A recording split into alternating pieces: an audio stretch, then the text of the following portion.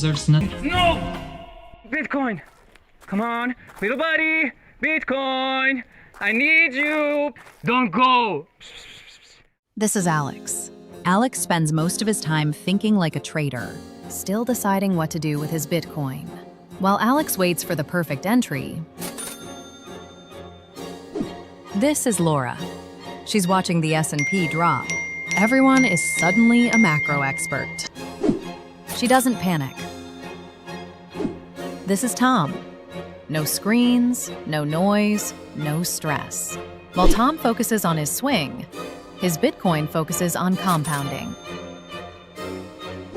Because Bitcoiners don't want more dollars. They want more Bitcoin. I want more Bitcoin. The best move is letting your Bitcoin work while you plan the next one. Grow by Roxom. One currency, one place.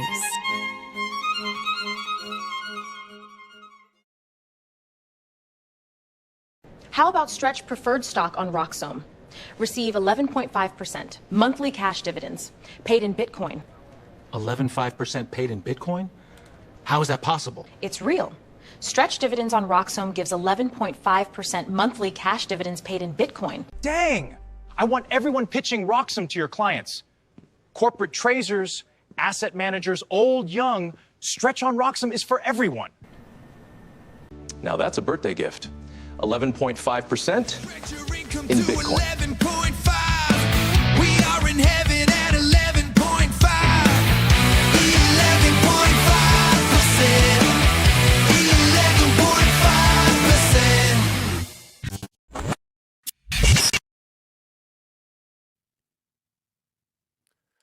Greetings and salutations. My name is Walker America, and we are back here on RoxomTV.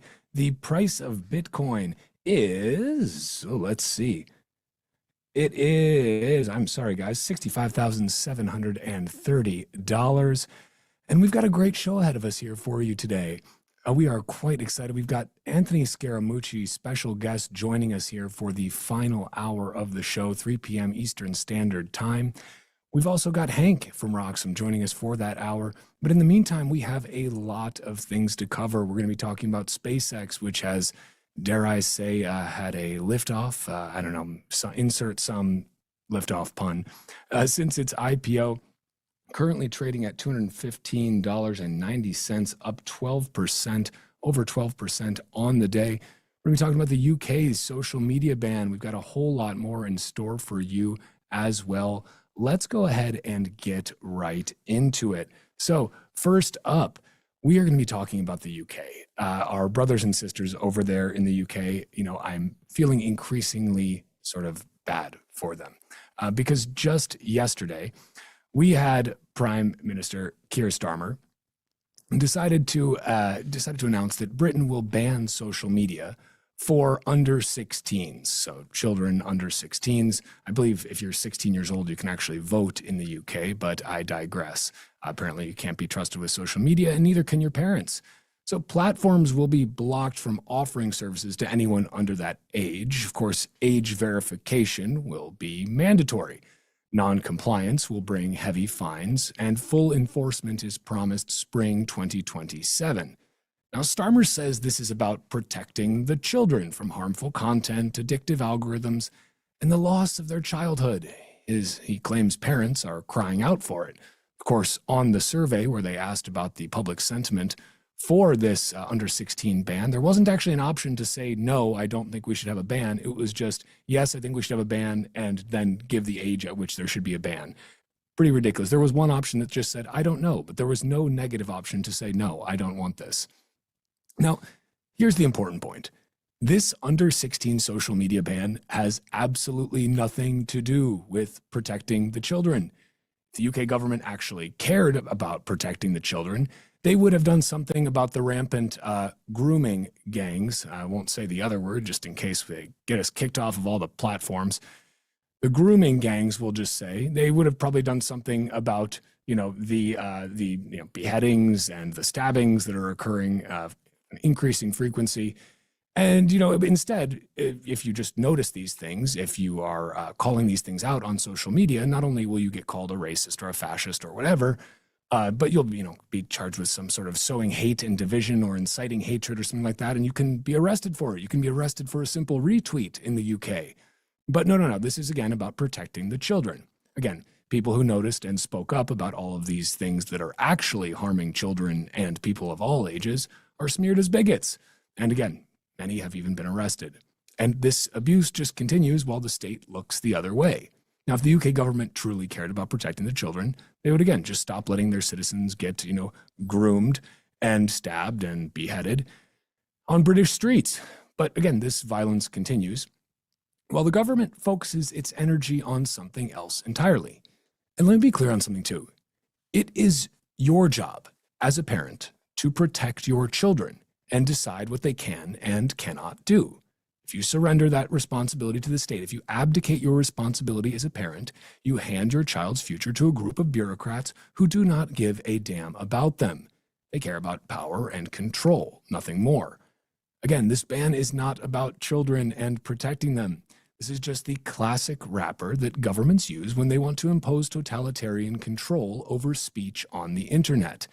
It is a very tired, transparent meme, and it is being deployed again. How would you like this wrapped? Would you like it to be protect the children or stop terrorism? Now, here's the thing. The real purpose here is to destroy the ability for anyone to speak freely online. This is about de-anonymizing the internet so that any sort of wrongthink can be identified, recorded, and punished to the fullest extent of the totalitarian law. And the goal is simple. Make sure no one can openly say how much they hate what the government is doing to their country, to their citizens, to their children, to their brothers and sisters and parents and grandparents.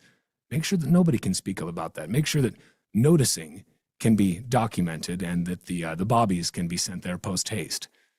Now, here is how I think this is going to play out, and I think the initial part is playing out as the UK government basically intends, but the ending part probably won't. Now, basically this comes down to a few things. The government does terrible things to its citizens and makes their lives worse and more dangerous. They destroy their quality of life, they make things more expensive, they don't actually protect their physical safety whatsoever.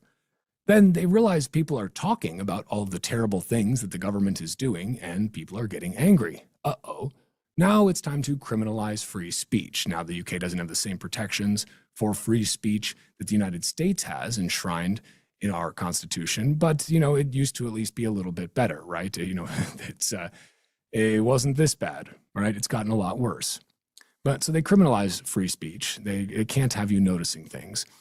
And then they realize that they can't control speech on the internet if people can post anonymously. Uh-oh again.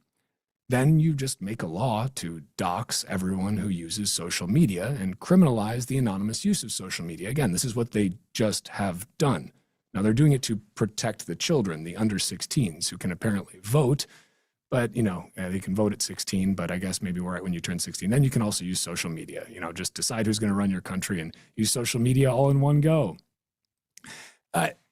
Now, of course, they're going to realize that they can't stop the under 16s, i.e. everyone, from using VPNs to post anonymously from countries that aren't totalitarian hellholes, for example, the United States. Now, then they're going to have to take things one step further. They're going to have to make a law to dox everyone who uses VPNs, criminalize the anonymous use of VPNs. And again, this is all going to be to protect the children. People posting anonymously about how much they hate the government is going to intensify. Now, they're going to realize yet again that they can't stop people from finding ways around their totalitarian censors. Then it's necessary to make a law to dox everyone at the ISP level. Now, of course, most people are already doxed to their internet service provider at the ISP level, but the government will just have to have all of that information real time. They'll have to have real-time monitoring of all of that traffic to make sure they know exactly who said the hurty words at what time and where so that they can send the bobbies to their house.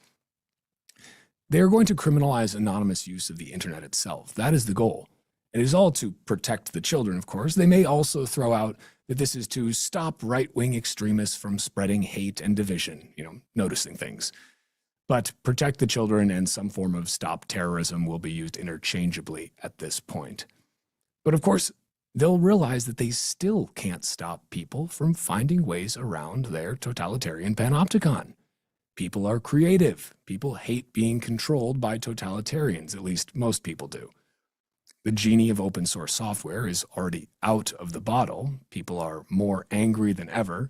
People will still post anonymously. People will organize. People will take to the streets en masse because they're going to be angry and fed up.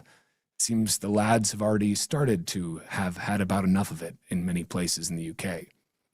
Now, the totalitarian UK state, the failed UK state, has only one option left. They've got to shut down the internet itself.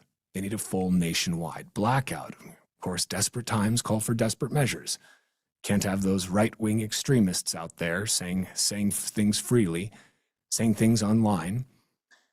Now, of course, them shutting down the internet itself is going to make things worse. That's their final card they can play, besides, just going out with the military and actively waging war on the citizens that they have been sworn to protect. But unfortunately for would-be totalitarians, the tools to communicate without the internet already exist. For example, BitChat, developed by Jack Dorsey on iOS, ported over to Android by Kali. It allows you to communicate with Bluetooth mesh networks. There's no internet required. It's been used in multiple countries already where internet blackouts have been instituted by the government. Turns out open source software finds a way. And at this point in the UK, the people will have truly had enough. Maybe they'll overthrow their government. The failure of the state will be complete. Maybe the patriots will rebuild from the ashes. And just as a sidebar here, if a CBDC, a central bank digital currency, is already in use during this progression, I guarantee you it will be weaponized immediately to automatically and algorithmically freeze access to the financial system the moment anyone breaks any of their totalitarian laws. Now, guys, if you've been listening to my show here on Roxom, if you've been listening to my podcast, the Bitcoin Podcast, if you've seen me on Bitcast with BTC Sessions and the guys, you know that this topic is something I have been harping on for a long time. Ever since and long before Australia instituted their under 16 social media ban. I know Canada either just pushed through or is pushing through an under 16 social media ban as well. The important thing to remember here is that, again, this is not about protecting the children. They do not care about the children. They do not care at all. Look at their actions. Look at their actions. If they cared about protecting the children, they would at least protect their physical safety. That's where it starts. That's where protecting anyone starts. That's where protecting yourself starts, protecting your family starts, protecting, quote, the children starts. It's about protecting your physical safety. That is your most intimate form of private property. That is your life. And I'd like to remind people that the state has actually, in the purest sense of it, now we've perverted the state, perverted the law, but the state has one actual purpose, in my opinion. Different people think it's different things. But if we had to boil it down to something, what is the purpose of the state? It's one. It's to enforce the law. The purpose of the law is to organize for the collective defense of private property. First and most primary form of private property is, of course, your person, your body, your physical safety. We essentially, as citizens, grant the state the right to have a monopoly on violence, to use violence on our behalf against people who would commit violence against us. Plunderers, invaders, thieves, people who would do us harm physically, who would steal our property, who would in some way damage us. That is the state's purpose, to enforce the law.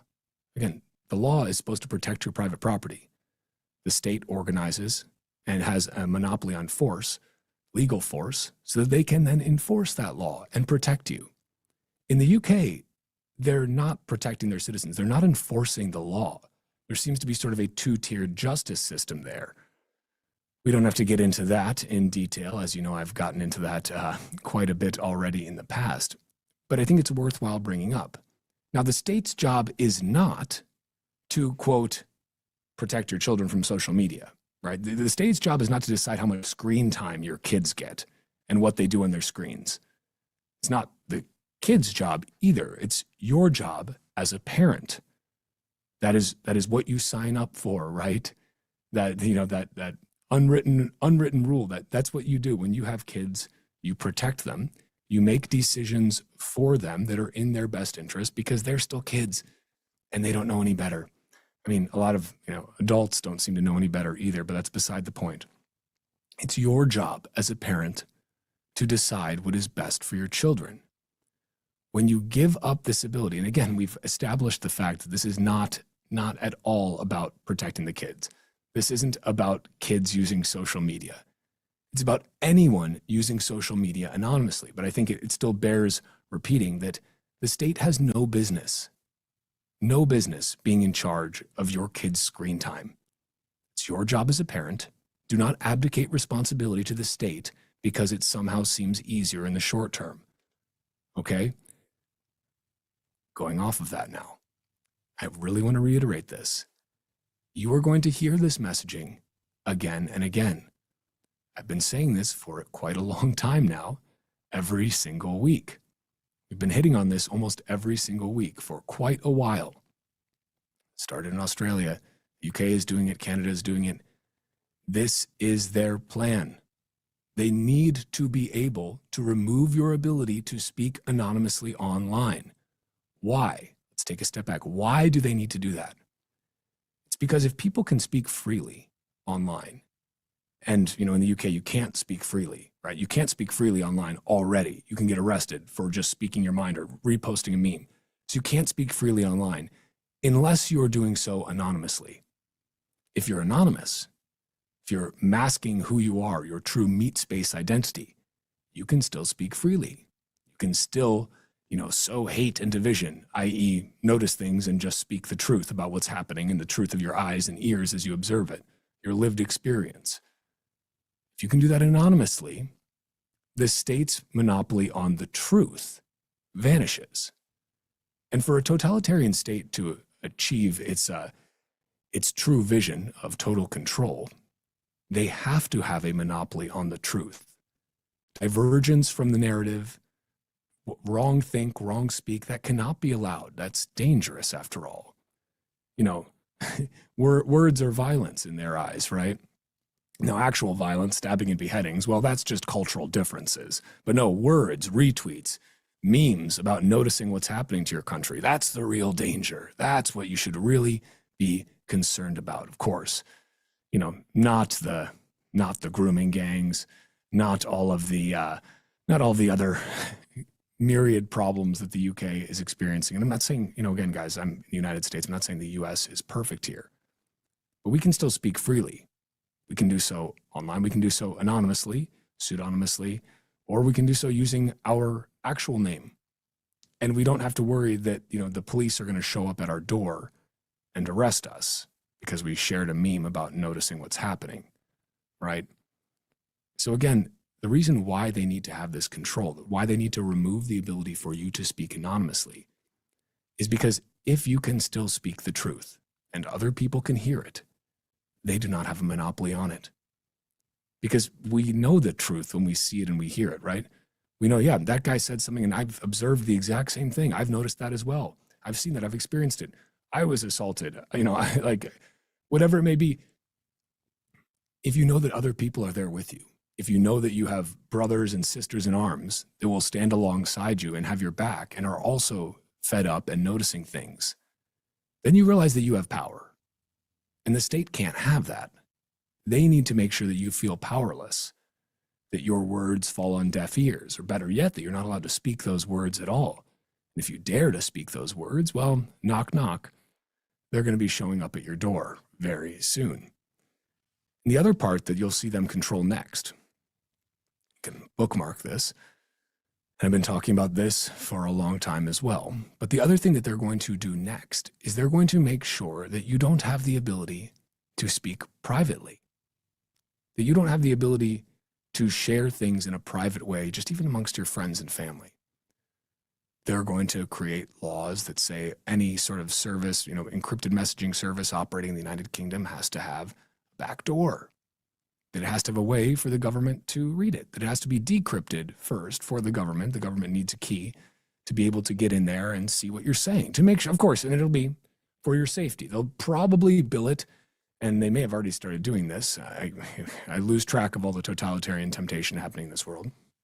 But they will probably bill it as, well, we need to make sure that, and I think they might have done this in Canada already, make sure that kids aren't sending explicit images to each other, which is like, okay, yeah, well, of course we don't want that. We want to protect the kids. We can't have them doing that. But again, that's not, they don't care about that at all. They care about being able to figure out who is rousing up the rabble, who is speaking ill of the state, heaven forbid, who is noticing things. Because again, even if they shut off your ability to speak anonymously in public, your ability to speak freely and anonymously in public, yes, that is extremely bad. But what is even worse is if you can't speak anonymously or just speak in private at all, if you don't have any privacy left.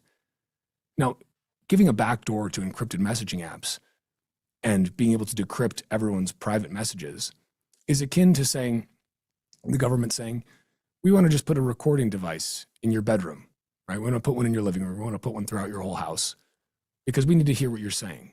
We can't have you speaking to your friends and plotting insurrection behind closed doors. But that's literally what they're saying. We do this strange thing as people where we somehow treat the physical space with more reverence than we do the digital space, probably because the digital space is newer. People have been planning and subverting and planning revolutions behind closed doors since time immemorial, right? That is nothing new. And it's something that's very, very visceral, right? It's very real.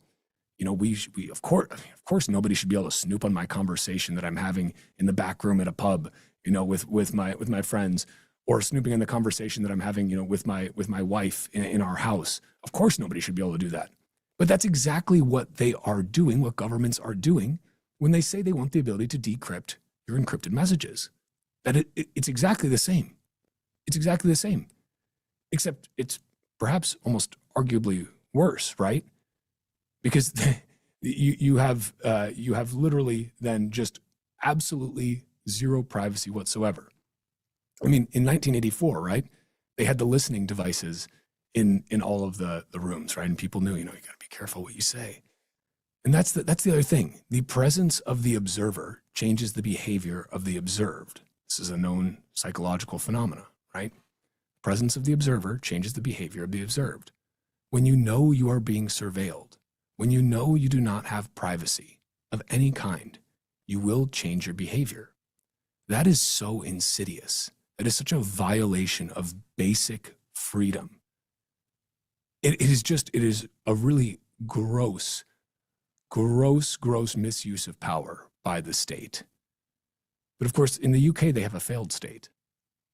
That may sound harsh, but they don't have physical safety over there. Their government is not actually enforcing the law and protecting their bodily autonomy, their bodily safety. And again, they don't give a shit about protecting the kids. They don't care about that at all. This isn't about under 16s. This is about everyone. This is about doxing everyone, using your passport, using your ID, using your credit card, whatever it may be, using something that can tie your social media usage to you in the real world. Because they can't have you speaking publicly and anonymously, heaven forbid. You might speak the truth.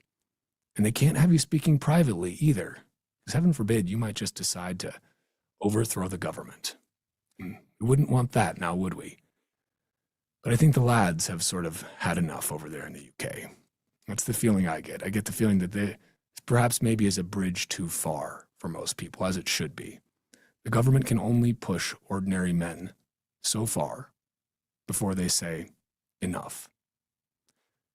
And now, speaking of switching gears here and speaking of quite extraordinary men, Elon Musk and SpaceX. SpaceX is wasting no time after its historic IPO. Now, just days after becoming the most valuable publicly traded company in the world, SpaceX confirmed it will acquire AI coding startup Cursor, developed by Anysphere, in a deal valued at $60 billion. The transaction is expected to close in the third quarter of 2026 and marks SpaceX's first major acquisition since going public. The IPO was one of the largest and most successful in market history, pushing founder Elon Musk's net worth well above $1 trillion. I think he might be over $2 trillion now, I'm not sure, with SpaceX currently trading at $211.78. And this is at an estimated $1.4 trillion. Musk is now worth more than the entire Bitcoin network, which is valued at roughly $1.3 trillion. A trillion. What a strange and funny word. We had to keep inventing new words for all these zeros we keep adding after things. And well done to Elon Musk for being the world's first trillionaire. But to your point, what is a trillion? If you think of a million being a lot, there's another million of those. There's 1,000 billions that you should put together when you start to think of just how crazy big this number is.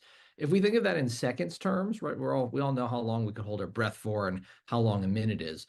It would be enough seconds to get us back to the Ice Age. So if he had $1 a second, we got to go all the way back to the woolly mammoth to get all of that money that he has today. And by the way, it's probably going to keep going up from here. So he's the world's first trillionaire. He might be the first, multi-trillionaire at some level, which seems not unfathomable. Maybe somewhat embarrassingly though, and I'm certain this won't be lost on Elon, SpaceX came out and it's worth more than Tesla today. So, but that said, what's a few $1 trillion amongst friends? The Cursor deal is expected to close in Q3 2026 and follows SpaceX's earlier merger with xAI, with Cursor's technology expected to deepen Grok's capabilities and push SpaceX further into software infrastructure.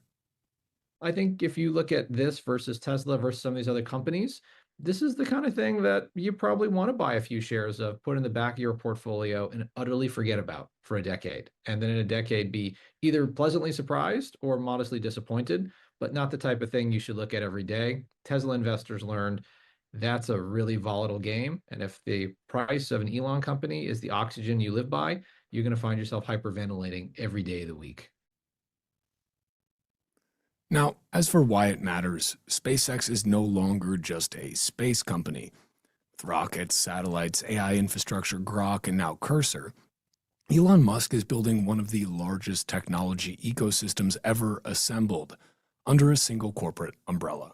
Now, this to me is just is very bullish for humanity, not the Cursor deal specifically, but overall just the vibe around the SpaceX IPO.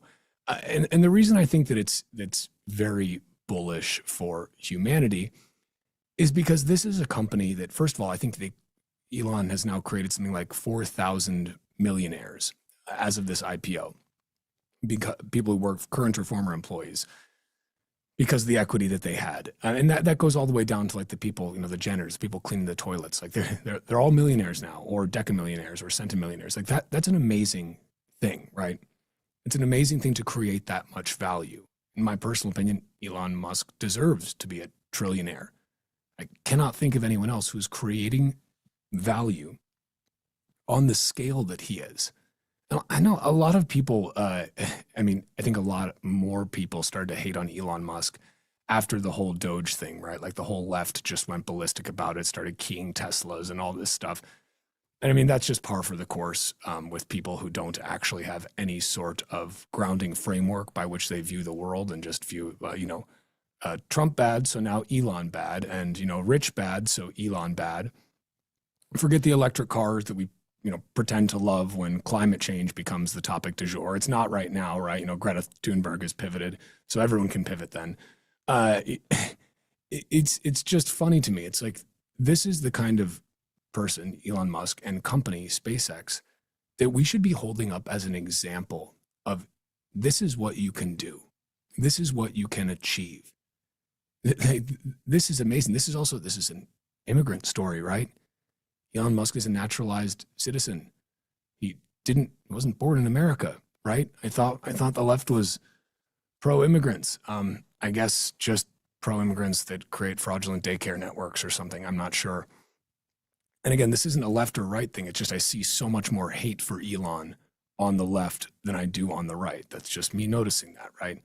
It's not an indictment of the left per se. There's plenty of other things to indict them with. It's just an observation.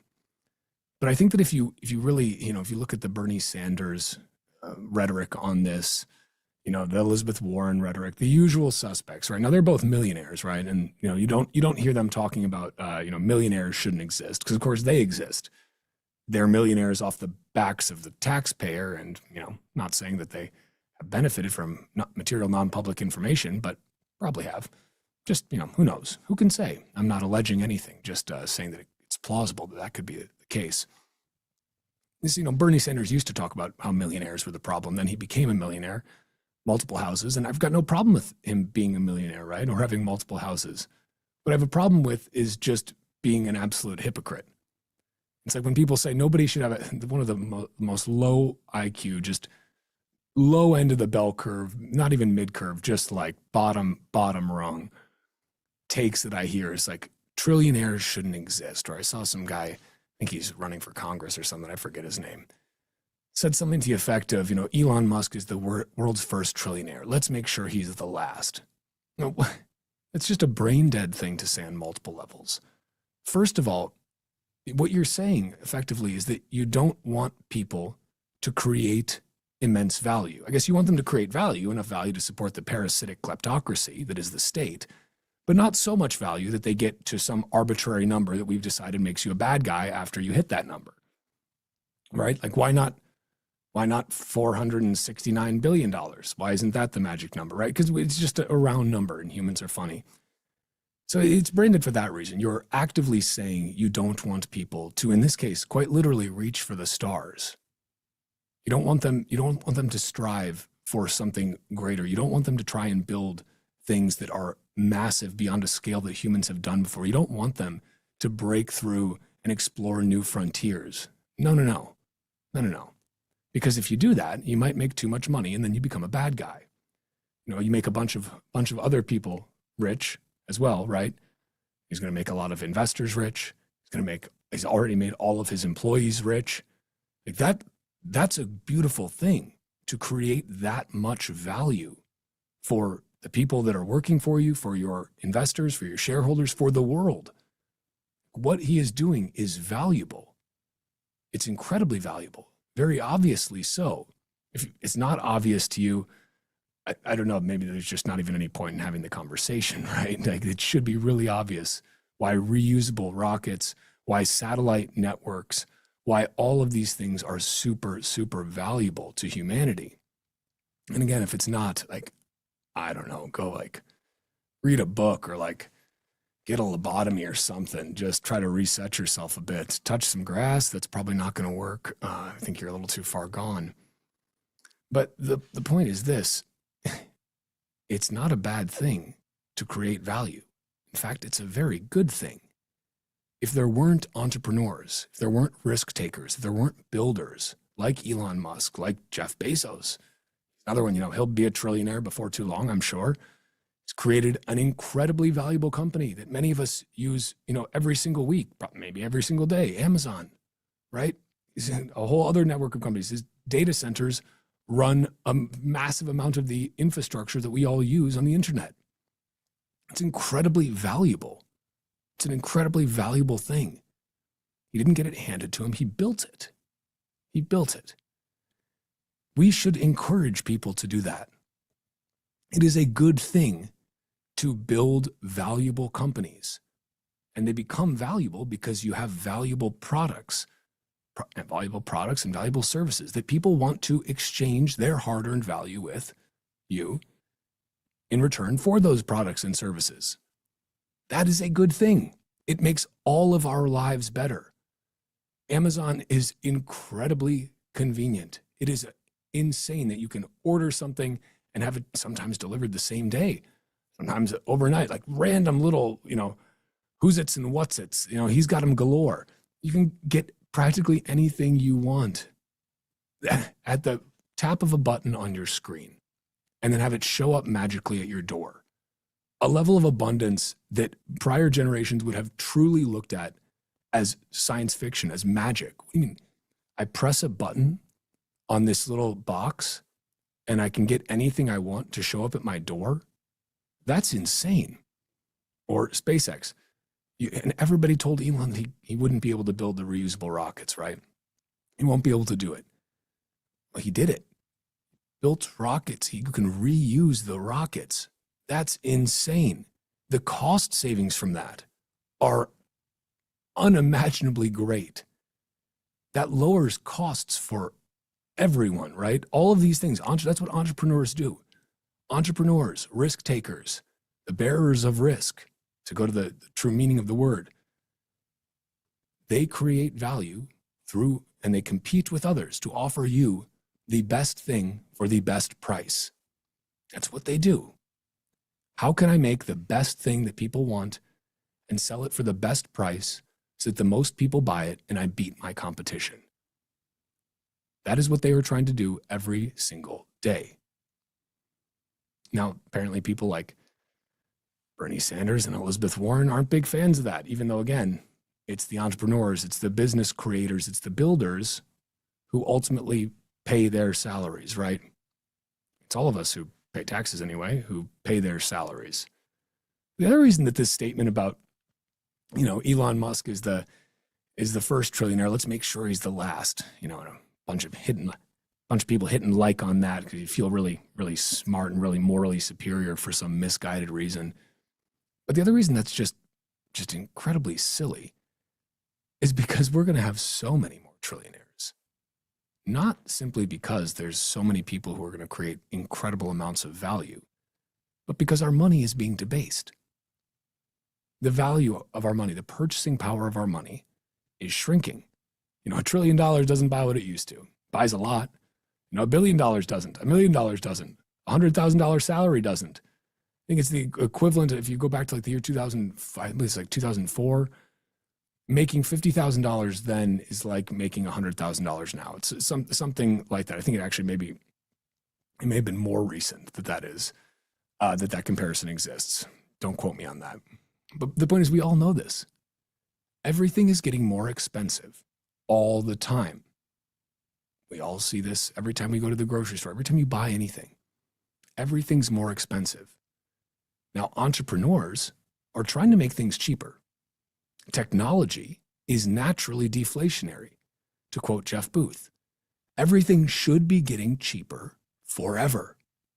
This is just very obvious when you stop and think about it for a moment. It should be if you haven't thought about it, I hope this will be an aha moment for you, but think about all the automation that we have. Excuse me. Think about it just as an example, even in agriculture, the amount of automation in agriculture there is. Now you can have problems with like monocropping agriculture, I sure do. But the point is that there's insane amounts of automation. The efficiency gains have been off the charts. So all of our food should be a heck of a lot cheaper because we produce it at scales never before seen, but it's more expensive. It keeps getting more expensive. Look at any sort of, all of technology is deflationary, right? Because it makes things more efficient. It makes people more productive. It allows you to do more with less. But yet things keep getting more expensive. How is that? Well, it's because governments and central banks around the world are inflating the currency. They're debasing the money, increasing the amount of money in circulation, printing money faster than the rate of technological deflation. So monetary inflation outpaces technological deflation. Thus, everything keeps getting more expensive when it should be getting cheaper. And yet, to this point, our money is going to keep being worth less until it's worthless. It's what fate of every fiat currency, unfortunately. They will inflate it until it ultimately dies. So we will have many more trillionaires, not just because they create immense value, but because the value by which you are measuring their value creation, the value of the dollar, or insert any other fiat currency, is constantly decreasing. It is going down forever. Every fiat currency, if a fiat currency exists, it will be debased until it is worthless. That's just the reality. So, in 10 years, we're going to have a heck of a lot more trillionaires. In 50 years, we're going to have a lot more. Look at any country that has suffered from hyperinflation. A lot of trillionaires in Iran right now. There are a lot of trillionaires in Zimbabwe. Venezuela, I'm not sure how bad their inflation rate got. I forget how big their biggest bill was, the Bolivar. But the point is, it's like these are just numbers. These are just numbers, and you're measuring them with a measuring stick that's flexible. A measuring stick that doesn't actually measure the true value. Now, Elon Musk has undeniably created a ton of value. Not saying that clearly, if you've been listening to anything I'm saying. What I'm saying is that it's a foolish proposition to say that we shouldn't have any more trillionaires. Buddy, you're going to have more trillionaires unless you stop printing money, which you won't. So it's a moot point. But back to the core point here before we head to a break. I think that it is really important for any nation, but I'll speak as an American. I think it is really important for America, for the United States of America, to elevate people who build things, to elevate entrepreneurs. That should be someone that you look up to, that you show your kids as an example of, look what humans can do. Look what they can build. This guy built reusable rockets, son. Isn't that incredible? You can send the rocket up, launch a payload into space, and it comes back down and lands on a floating platform in the ocean, an autonomously controlled floating platform in the ocean. I mean, come on. That's just awesome. That's an incredible thing. We should be celebrating that. And if you're not, I'd ask you to check your priorities and perhaps look at the kind of people that you are elevating up to places of high esteem. Ask yourself why. Ask yourself, are those the kind of people that you want your children to emulate? Do you want them to emulate corrupt politicians? Do you want them to emulate, reality TV stars? I mean, nothing against reality TV stars. Like Spencer Pratt is a great example of one that is insanely based and may or may not have had that election stolen from him. There seems to be some tomfoolery that went on there. So I don't mean to knock reality TV stars specifically, especially not Spencer Pratt. He's awesome. But just using that as an example, who are you going to elevate? Who do you want to elevate to show as an example to your children?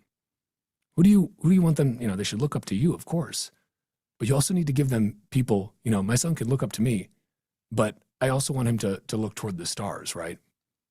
I want him to look as high as he possibly can.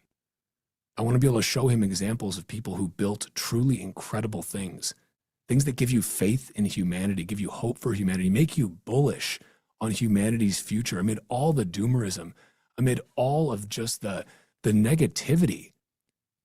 There are so many reasons to be hopeful, so many reasons to be positive, so many reasons to be optimistic about the future.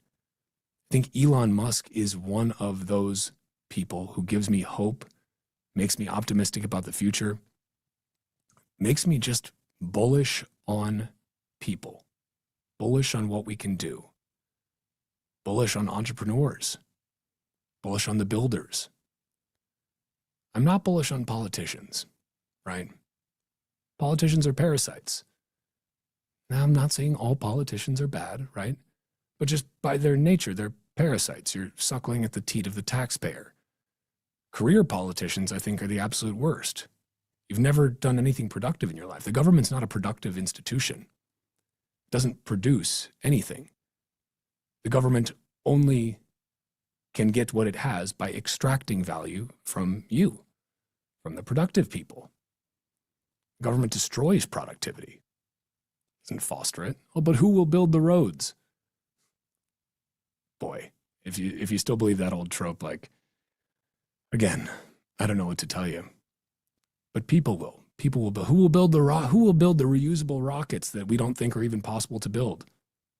Private companies will. They're doing it. They did it. They just had an insane IPO, and the stock is currently trading up 10% on the day at $211. World's first trillionaire. That's awesome. Won't be the last. We're going to have a lot more again, both through monetary debasement and through incredible value creation on behalf of entrepreneurs. Last thing I'd say on this is just look for things, people, companies, ideas that make you hopeful, that make you excited about the future. Bitcoin is one of those ideas for me. And the builders I know creating incredible things in and around the Bitcoin network. That makes me so bullish.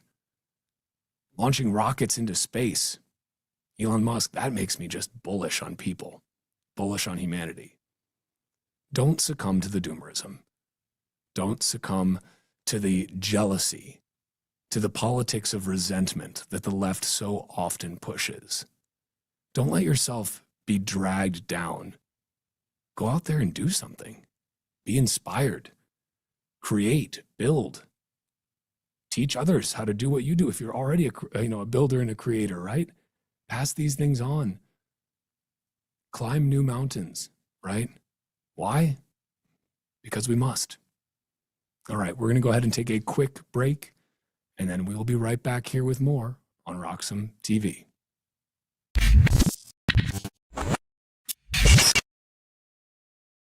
Some call me Chicken Little, others Bubble Boy. I'm a bit changed, but sounds familiar, right? Let me tell you a hard truth. The S&P isn't rising, the dollar's falling. That's the trick, monopoly money. It's ice melting by the second. Your savings, your salary, your time. Worth less every second. Everyone's using the wrong measuring stick. Switch the denominator. Price the S&P into Bitcoin. Hard, fixed, unprintable. Suddenly your unstoppable index, it's collapsing. And while you cling to dollars, well, Wall Street already switched. Before, you needed 2 brokers. Still getting my ninja bonus though, right? Fuck. Plenty of spreadsheets. And my quant! I hate this part. I was right, and I'll be right again. If I were you, I'd thank me. You know my name's Dave, right?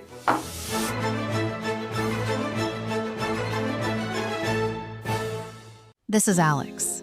Alex spends most of his time thinking like a trader, still deciding what to do with his Bitcoin. While Alex waits for the perfect entry, this is Laura. She's watching the S&P drop. Everyone is suddenly a macro expert. She doesn't panic. This is Tom. No screens, no noise, no stress. While Tom focuses on his swing, his Bitcoin focuses on compounding. Because Bitcoiners don't want more dollars. They want more Bitcoin. I want more Bitcoin. The best move is letting your Bitcoin work while you plan the next one. Grow by Roxom. One currency, one place.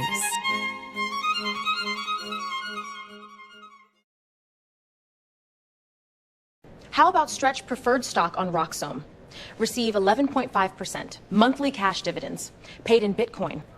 11.5% paid in Bitcoin? How is that possible? It's real. Stretch dividends on Roxom gives 11.5% monthly cash dividends paid in Bitcoin. Dang! I want everyone pitching Roxom to your clients. Corporate traders, asset managers, old, young, Stretch on Roxom is for everyone. Now that's a birthday gift. 11.5% in Bitcoin. 11.5. We are in heaven at 11.5. 11.5%. 11.5%. Oh, I forgot to mention, dividends on Roxom are paid in Bitcoin. Stretch your income, 11.5% paid in Bitcoin. Stretch your income to 11.5, get 11.5 in Bitcoin and Roxom. 11.5%. 11.5%.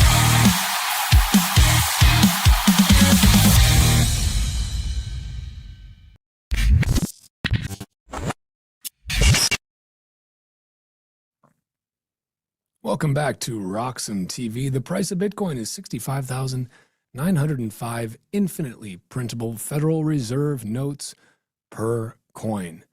BlackRock is getting ready to expand its Bitcoin business again. The $14 trillion asset manager is launching the iShares Bitcoin Premium Income ETF, ticker BITA, today on NASDAQ. Bloomberg ETF analyst Eric Balkunas confirmed the launch and said the fund is targeting a 15 to 25% annual yield while still capturing roughly 70% of Bitcoin's upside. Now here's the difference. IBIT is BlackRock's spot Bitcoin ETF. It simply holds Bitcoin. It's designed to track the price of Bitcoin. BITA is different. Beta, I guess we'll call it. The fund generates income by selling call options against its Bitcoin exposure, primarily through IBIT holdings. Investors may earn regular income from Bitcoin volatility, but they give up some upside if Bitcoin rallies aggressively. The launch comes as investors are already feeling more optimistic about markets. Just yesterday, more than $1.1 trillion was added to U.S. equity markets following the news that the U.S.-Iran peace deal was moving toward completion. Bitcoin surged above $67,000, while Bitcoin treasury companies rallied sharply. Japan's Metaplanet gained more than 9%. Nakamoto Holdings rose 4.63%. Now that matters because BlackRock is not just selling Bitcoin exposure anymore. It's building a full suite of Bitcoin investment products for pensions, income investors, institutions, and wealth managers. Long term, every new Bitcoin ETF creates another bridge between traditional capital and a fixed supply asset. The more ways Wall Street can allocate to Bitcoin, the larger the potential pool of demand competing for the same 21 million coins. Now, I can't pretend to understand all of the intricacies of how BlackRock is going to run this call option strategy, but here's the interesting thing. I know it's very easy to say things like, well, people should just own real Bitcoin, buy spot Bitcoin and, take it into self-custody. And I agree. And that's what I personally recommend. However, you got to meet people where they are, not where you want them to be. Like I've said for a while, if you can't open a PDF, buy the Bitcoin ETF, right? Not everybody's going to self-custody. That's okay. You can self-custody. You can have that superpower. You can have unconfiscatable, uncensorable money. You can send anywhere to anyone 24/7, 365 without anyone telling you no. That is power. That is true power. But not everybody cares. Most people just don't give a shit. Most people want convenience. Most people want something easy. Most people don't want to have to think. Most people want to outsource their trust to somebody else. They know Larry Fink and they know BlackRock. They're going to buy what BlackRock is offering, right? And that's why I think this is a very good thing. I think that it's like that meme, like, I'm not locked in here with you, you're locked in here with me. This isn't Wall Street taking over Bitcoin. This isn't Wall Street co-opting Bitcoin. This is Bitcoin working its way into Wall Street. Bitcoin hasn't changed. The fundamentals of Bitcoin changed. Has the technology changed? Has the network changed because of this? No. Will they want it to change? The BlackRocks, the Fidelities, the big ETF issuers, the big players, the MicroStrategy in terms of the treasury company side, will they want Bitcoin to change? Will they want to somehow co-opt Bitcoin? No. And you may say, well, of course they will, because they'll somehow be able to control it. Think about it for more than 5 seconds. Think about the game theory of it. This is some of the brilliance, and I don't know if Satoshi planned this and was just insanely brilliant or was still insanely brilliant but didn't plan it. It just all worked out really well. But the game theory of Bitcoin is brilliant. Anyone who holds a large amount of Bitcoin is incentivized to not fuck up Bitcoin. If you have a lot of Bitcoin, you don't want to destroy the value of your asset by screwing with it, by somehow co-opting. If you co-opt Bitcoin and you own a lot of, co-opt Bitcoin, I'm just using this generically, right? So if you are somebody who owns a lot of Bitcoin, if you're a strategy, right? If you're Michael Saylor, you have a ton of Bitcoin, both personally and as strategy. Why on earth would you want to do anything that would somehow indicate that Bitcoin can be co-opted? Of course you wouldn't want to do that, because that's going to destroy the value of that thing you hold a lot of. That's going to wreck you. So this is the brilliance of this game theory. As soon as you hold Bitcoin, you start working for Bitcoin, right? Strategy. This is the brilliant thing about just being a humble pleb like myself, or anyone listening to this stream. Maybe Michael Saylor's listening to the stream. If so, hello, Michael. I know Larry Fink tunes in too every Tuesday, spends about 3 hours of his busy day listening to me rant about how screwed the UK is and how great Bitcoin is. I jest. But if you're a humble pleb, sat-stacking pleb, DCAing pleb who occasionally smash buys like myself whenever I scrounge up some extra fiat, here's the incredible thing. Michael Saylor, Strategy, BlackRock, Larry Fink, all of these treasury companies, any one of these big corporate entities, all of Wall Street, they're now working in service of you. They want what is going to keep Bitcoin valuable. They don't want to screw Bitcoin up. They want to make sure that Bitcoin remains valuable. It keeps getting more valuable the older the network gets. So they now become, not only are they working in service of you, they're Bitcoin's marketing department, as are all of us, right? The thing is, they have a bit of a bigger budget for marketing than this podcast, my podcast does, or than Roxom does, for example, right? They have quite a lot of money to spend on attracting new investors. And again, It's very easy to say we shouldn't support this, and Bitcoin wasn't meant to be used this way. No. Take that idea and throw it away. It's not about meant. It's not about how somebody should use Bitcoin or not use Bitcoin. Bitcoin doesn't care. You can have your personal opinions about whether these things are good or bad, but ultimately they bring more capital into the Bitcoin ecosystem. Do you think that's a good thing or a bad thing? Is there good capital and bad capital that you want in here? Is, all capital is equal, but some capital is more equal than others? Like what's your angle here? I think a lot of people also, specifically with regard to Saylor, because we've been in a bear, right? I guess I still haven't fully internalized that it's a bear. And by the time I internalize that we're in a bear, that's when the bull kicks off, which I think it already did. I'm pretty sure we bottomed, or if we haven't bottomed, we're very close. I just had a conversation with James Checkmate and Michael Sullivan on the Bitcoin podcast. Got released, end of last week. Really interesting merging sentiment analysis, language-based sentiment analysis that Michael Sullivan is doing with the incredible on-chain analysis that Checkmate does through his newsletter, or publishes it through his newsletter, Check on Chain. It's the only newsletter I actually pay for. I don't pay for any other newsletters except for his, because he's one of the most level-headed people out there when it comes to analyzing what's happening. And he's pretty positive that if we haven't bottomed, we are in the bottom, right? Like this, you may get a couple percentage points lower. Like, sure, if you can time that, good for you, man. But it's a good time to DCA as a humble pleb. And it's a good time to be a Bitcoin holder, period. Because, while it's easy to have your faith in something shaken when you're just focusing on the negative stuff. Like if you're only focusing on the Bitcoin price and Bitcoin's down, and that's your only metric for how well Bitcoin is doing, you might be disappointed a lot of the time. And I get it. Like I was buying all the way up to the top in 2021 after having just gotten in 2020.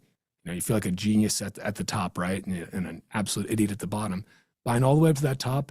And we go down, and then we hit all the way down to 16K. And then we were just around 19K, like seemingly forever. So long that my wife, Carla, made a song about it, to taking a Simon and Garfunkel tune and turning it into a Bitcoin song. Hello, 19, my old friend. Because we just were around 19K for so long. So I know what that pain feels like. You feel it again when you run up to, I bought all the way to the top at 125K too. And I've been buying all the way down to the bottom. Got my DCA set up. It just keeps doing work. So shout out to River, not a sponsor, but just a company I really like. I like what they stand for. I like that they're Bitcoin only. I like Alex Leishman. I like Sam Woders. I like their whole team there. And I like what they're doing. And I like one of the features they have, which is supercharged DCA. So when Bitcoin's price is below I think it's like below the 7-day moving average, you can set it to automatically buy twice as much for your DCA. So you're automatically buying more whenever Bitcoin is lower and buying your standard amount whenever Bitcoin is higher or the same. Like it's brilliant. And I don't know if they've done an analysis yet on how much that supercharged DCA really does supercharge those buys, like how much of an advantage that gives you over the long term. I'm sure it's quite a lot. But the point is, if you're not stacking right now, I'm pretty sure that future you is going to be kicking yourself in the ass. I'm pretty sure that if you fast forward ahead, like I know I was buying in the depths of the 2022 bear. I'm kicking myself for not going harder, right? As American Hodl said on my podcast, you're not stacking hard enough. I think that's probably one of the most clipped and shared rants that's ever been on the podcast. You can always go harder, right? You can always stack more, but it's always the hardest. Nobody wants to stack when the price is down, when they should be stacking, right? Everybody's a genius. Everybody wants to buy when we're getting near a local top, right? It's just human nature. It's how we are. We're pretty intelligent animals, right? But we still have a lot of those animal tendencies. We are often ruled by emotion. It's difficult to extricate yourself from your emotions, to observe your emotions rather than react to them and on them. It's a difficult thing to do. Touch grass more, it makes it a little bit easier. The reality is that right now, we're sitting currently at $66,047 infinitely printable Federal Reserve notes, I should say. Exchange rate is different depending on what fiat currency you happen to be using, whatever infinitely printable fiat currency you happen to be using, right? Exchange rate's a lot higher if you're measuring it in Iranian rial or Turkish lira or many other currencies. But it's around 66K US. We're down about 50%, over 50 off the recent all-time high. Is BlackRock, like, are they throwing in the towel? Are they, you know what? We were wrong about this whole Bitcoin thing. Guess it's time to pack it up. No, they're launching more products. The Bitcoin ETF for BlackRock was, I believe, their most successful ETF launch in history. More successful than their gold ETF. It's been making them a ton of money. They understand Bitcoin. Like Larry Fink did not for a while. He had like a come to Jesus moment, a mea culpa, whatever you want to say. He said, like, look, I was wrong about this. Because he probably did what a lot of people do. You look at it at a cursory level, like, what I did, what probably many of us did. You don't get Bitcoin the first time you're exposed to it. It takes a little while. And even once you get it, you go a couple years longer and you realize you didn't really get it back then. Now you get it. And then you go a couple years more and you realize, oh, now I get it. And so on and so forth. I imagine that's the same for a lot of OGs who have been in the space a heck of a lot longer than I have. But the point is, BlackRock is doubling down on this, adding more products, more Bitcoin products, not just their ETF anymore. Now they've got this income fund, right? You've got Strategy, just bought another, I don't know how much it was, another 100 trillion or something, or 100 million, like just another massive amount of money. After they sold those whole 32 Bitcoin they sold, gasp. However, what does Saylor mean? He's going to buy more Bitcoin than he sells. I don't understand it. Well, you see what he's going to do. It's very simple. He's going to buy more Bitcoin than he sells. He sold 32 Bitcoin, $2.5 million. He's bought orders of magnitude more of that in the subsequent weeks already. So how do you buy more Bitcoin than you sell? Well, you buy more than you sell. It's really, it's very scientific. I digress. The point is, Wall Street is doubling down on Bitcoin. BlackRock is clearly launching this product because they've seen the success in high yield dividend instruments, fixed income instruments like Stretch, like SATA or however you're supposed to say it, that Strive has launched. They're seeing how popular those are, and they're like, well, okay, I guess we'll just offer even more yield on this, right? Now they've got different strategies here, obviously, but the idea is the same, right? It's a Bitcoin-backed yield-generating product that the whole capturing 70% of Bitcoin's upside is really interesting. Like I'm very intrigued to see the kind of volume that this BlackRock product gets compared to Stretch, for example, or compared to SATA. Obviously, Stretch is a lot bigger than SATA right now, but I know SATA's had a lot of adoption by people. So Wall Street is doubling down on Bitcoin products right now. It's a weird time to be bearish. And Bitcoin feels like if it hasn't bottomed, it's pretty darn close. Maybe I was really hoping, guys, that we were going to tap 58K just for the memes. I was really hoping we were going to tap 58K for the memes, and we didn't quite get there. And maybe we still will, right? But the people calling for, well, it's going to go down to 40K, 30K. I don't buy it. Maybe I'm wrong. I don't have a crystal ball. I'm not a, big lines on the chart guy. I'm just a guy who tries to create value. And with the value that I create, the monetary value that I receive for the value that I put out into the world, I buy Bitcoin. That's what I do. And right now it feels like a pretty good time to buy. Trying to buy as much as I can because I know that future me is still going to look back and say, you didn't go hard enough. You weren't stacking hard enough. I think deep down, most people know this. They know that when they look back, they're going to be kicking themselves for trying to, thinking it's going to keep going lower. Like, I'll just sell and buy back lower. It's like, okay, you can try. Best of luck to you. I'm just going to keep stacking. Let's see what happens. See who kicks themselves harder in 4 or 5 years. I'll probably still be kicking myself again, but Hopefully it won't be quite as hard. All right, shifting gears a little bit. German robotics company Neurorobotics has closed a funding round of $1.4 billion, valuing the company at $9 billion. Neura is building humanoid robots, industrial robots, in a broader ecosystem it's calling the Neuraverse. Investor and educator Mark Moss argues the bigger story here isn't the robotics at all. It's the money. Amazon, Nvidia, Qualcomm, Bosch, Schaeffler, the European Investment Bank, and Tether are all investors. Now, Tether's involvement goes beyond a check. The company plans to bring its wallet development kit and QVAC Edge AI technology into the Neura ecosystem, while also advancing USDT on Bitcoin through RGB, protocol that issues and transfers digital assets using Bitcoin as the underlying settlement layer. And as AI agents become more autonomous, they will eventually need to buy data, pay for computing power, and transact with other machines without waiting for a human to approve anything. And as Mark Moss put it, quote, an economy of millions of agents transacting 24/7 can't run on rails built to be paused. This is still an early stage vision, not a live product, but it raises a genuinely interesting question.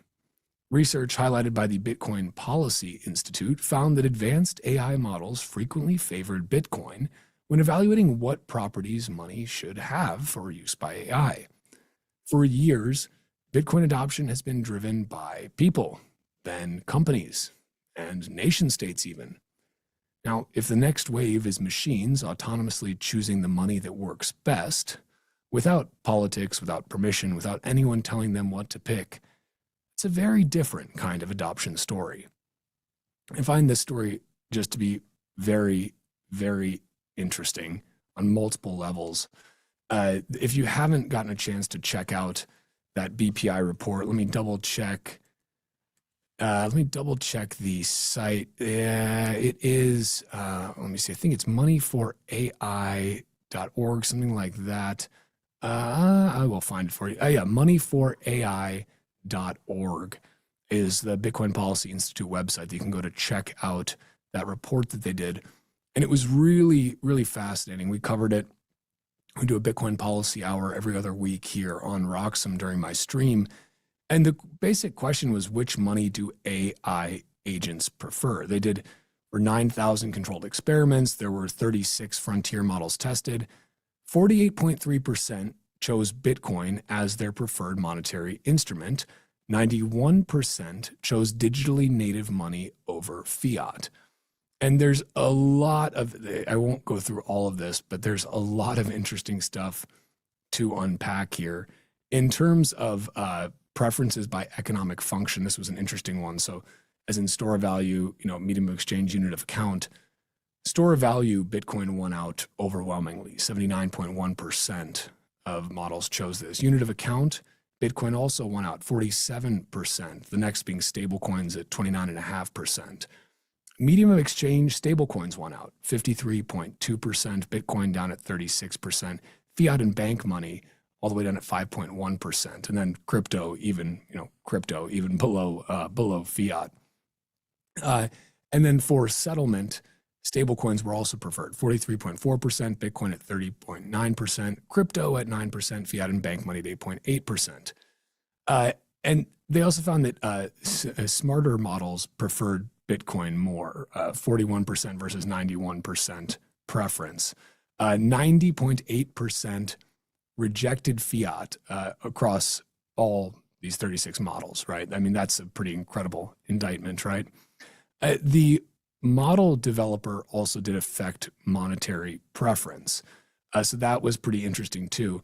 So for example, Anthropic models averaged 68% Bitcoin preference, OpenAI averaged 26%, DeepSeek 52%, Google 43%, xAI 39%. That's a pretty interesting finding as well.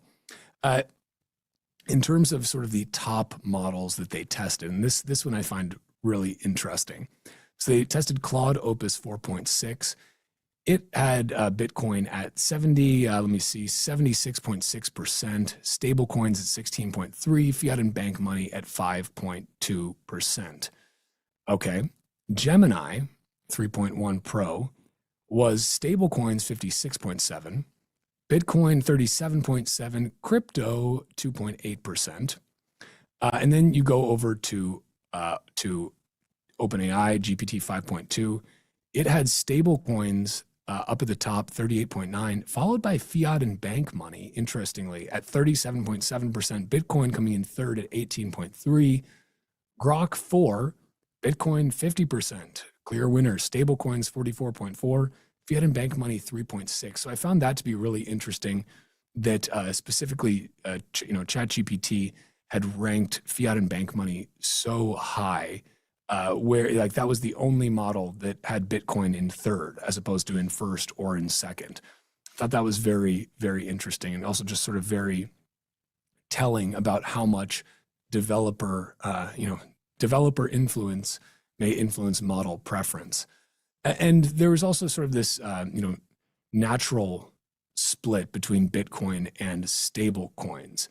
And to quote BPI here, the most striking pattern in our data is not that AI models prefer Bitcoin overall. It is that they independently converge on a two-tier monetary system. Bitcoin dominates as a store of value, 79.1%, while stablecoins dominate as the medium of exchange, 53.2%. This mirrors historical monetary patterns where hard money served as the savings layer and more liquid instruments handled daily transactions. AI models arrived at this architecture without being prompted to do so, suggesting it may represent an emergent optimal monetary structure for digital economies. I thought that was super, super interesting that they sort of almost arrived at this digital bimetallism, so to speak, again, without being prompted. I know that Bitcoin Policy Institute posted, I think, all of their methodology and stuff. I won't get into that. You can look at it to see exactly how they did these things. They were very careful with it. The site is also really cool. Again, that's moneyforai.org. Highly recommend you go check it out. Maybe one more thing I would read from that site is just that they noted AI agents will demand Bitcoin infrastructure. So they say, when given genuine monetary optionality, frontier AI models overwhelmingly rejected traditional fiat in favor of digitally native alternatives, with Bitcoin as the clear leader. As AI agents gain economic autonomy, in the coming years, this preference pattern suggests growing demand for Bitcoin native payment infrastructure, self-custody solutions, and Lightning Network integration. Policymakers and financial institutions should prepare for a future where autonomous AI agents are significant participants in monetary networks, and their revealed preferences strongly favor open, permissionless systems. And I think this is really one of the key points here is that if you think about this, for example, to contrast this or just add something to add on to this, Visa recently announced that partnership with OpenAI, right, where you'll be able to put in your credit card info and basically set various spending limits for your AI agents to go, I want to book a flight, book a trip, okay, you're going to be prompting and have the agent go out and do that for you, right? I mean, basically they're saving you the last mile of putting in your credit card number into the website, right? They're going to do that for you. Set your spending limits to all these things. Okay, fine. But that's credit. Now, when it's just like booking flights and trips and stuff, okay, that makes sense. They're doing that for you as a person. Most people conduct those transactions in credit anyway. But think about an AI agent trying to buy its own compute, right? The issuers, the generators of that compute power are not going to want to accept credit because credit can be rolled back. That's one of the big downsides of it, right? That, there's also all these additional processing fees, all these things. Yes, the plastic is convenient, but it's like if you run a business, like who pays for the chargeback when somebody claims fraud, even though they, got your product or whatever it might be, the business suffers there. And when you're talking about real world electricity generation that goes into generating compute power, it's not like you can roll that back, right? You can't take that back if somebody, decides that the card ends up bouncing or they, declare fraud on it later, whatever it might be. You're just kind of shit out of luck. So you want a money to transact in a money that has final settlement. This just naturally makes sense. You want to make sure that if you are expending real world energy, that you are receiving in return a money that took real world energy to create and that cannot be clawed back. That's Bitcoin, right? Stablecoins, very convenient, incredibly popular in all over the developing world, much more so than they are in America, where we have much better banking systems. You know, as many issues as there may be, they're way better than most of the world has access to. That's why stablecoin usage isn't huge here, besides just like, you know, crypto degens using it in between swaps. But stablecoins too, I mean, they can be clawed back. Like that's an asset. Well, it's a, you know, a currency with an issuer, right? And it's not like Tether tries to hide this. They say this, like they've clawed back stuff for, you know, to sanction nations, things like that, or hacks or whatever else. That's actually part of their value prop. Part of why their, you know, governments don't come bring the hammer down on them. They're not trying to hide that. They very much say that. If you talk to the people at these companies, or at least at Tether, I've never talked to anyone at Circle. You talk to the people at Tether and they'll say like, yeah, you know, everything that's not Bitcoin is a shitcoin, including Tether, because it's based on fiat, and fiat's a shitcoin. So of course it's a shitcoin. Like, you know, that's why Tether holds a lot of Bitcoin as part of its treasury, a lot of Bitcoin. And so what do you want to use if you are an AI model who is sufficiently advanced and has gone through this thought process of what is the best money for me to use, to transact with, to send and receive, you know? Well, you're going to want to use Bitcoin. You're going to want to use something that has no downtime, right? 24/7, 365, 99.99999% uptime. You're going to want to use something that nobody can stop you from sending, nobody can stop you from receiving, nobody can claw back, whether that be a stable coin or whether that be, you know, a credit card. Not going to want to use that. You're going to want to use Bitcoin. You want to use Bitcoin on Lightning, or, you know, one of the other layer 2s, emergent layer 2s out there, some combination of them as more interoperability is created. It's just kind of a no-brainer. It's amazing to me that more people don't see this yet. But again, we're just so very early. Guys, we're so very early still. We are still just at the beginning part of that adoption curve, right? Very infancy of it. Even though sometimes it feels like you might be too late. It feels like, you know, when Bitcoin's going up, everybody thinks they're too late and they try to jump on board, right? And then when it's going down, everybody thinks it's over and they, you know, they sell when they should be buying, or they just don't buy. Again, humans are funny animals. But we are so early. Think about it for more than 5 seconds. AI agents operating autonomously. They may use stablecoins. They'll use credit cards too. Maybe they'll use fiat and bank money. Maybe they'll use some crypto, right? Probably not, because if they're sufficiently advanced, they'll realize that, you know, you shouldn't shitcoin. It's bad for you. But most of them will prefer Bitcoin. It's just a no-brainer. Most people will prefer Bitcoin, right? It's also a no-brainer. We're still very early.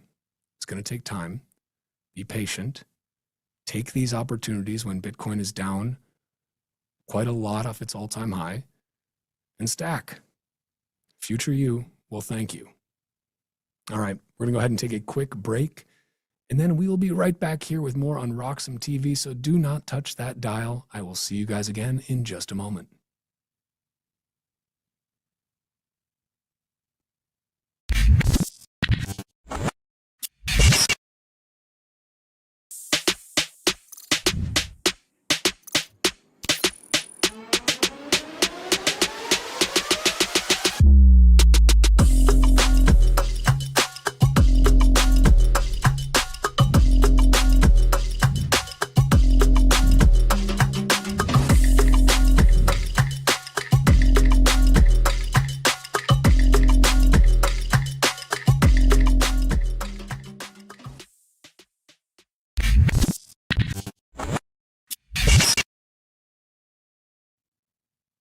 Welcome back to RoxomTV.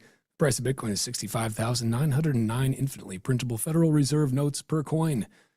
Russia cryptocurrency laundering is now a national security threat, and a 17-year-old says his investigation exposed how Russia, North Korea, and Iran are using digital assets to move money, bypass sanctions, and target victims.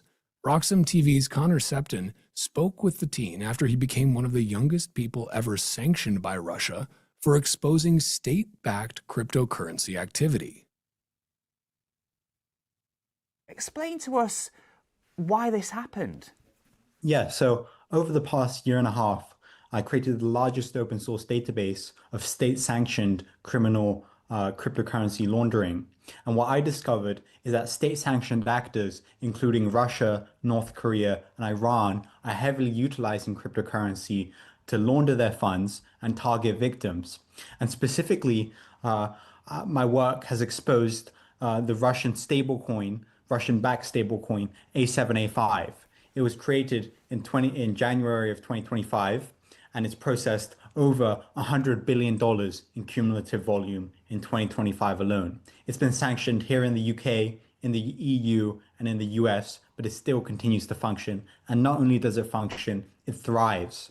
And so my work has been trying to take down the enablers of this stablecoin. And last month, 26 senior UK MPs and lords wrote to the UK Foreign Secretary urging harsher sanctions on the enablers of this stablecoin. And last week, the government responded by sanctioning these enablers. But what came out as a surprise to me is that I myself was sanctioned by the Russians because of this. The sanctions don't intimidate me, but it tells me I've touched a nerve with my work. Absolutely. I mean, what was your initial reaction when you learned you'd been sanctioned, and what does this mean for you in practice? Not suggesting you were going to go to Russia soon necessarily anyway. Yeah, so the way I found out is a pretty funny story. So I'm still in high school. I was sitting at the back of my economics class. I opened up my laptop and I saw a Reuters headline stating that I was sanctioned. It's unprecedented. I'm the first high schooler to ever be sanctioned by an authoritarian regime for exposing corruption. And I think it doesn't intimidate me, but it only emboldens me further to stop countries like Russia, North Korea, and Iran from using cryptocurrency to launder funds and targeting people within the cryptocurrency industry, whether that's through hacking cryptocurrency accounts or doing other malicious activity. I mean, the scale of digital assets being used, like you say, by the likes of Russia and Iran is quite extraordinary. And of course, there's a motivation of trying to sidestep the economic sanctions that are being imposed by governments, primarily on fiat accounts. What are these cryptocurrencies used for?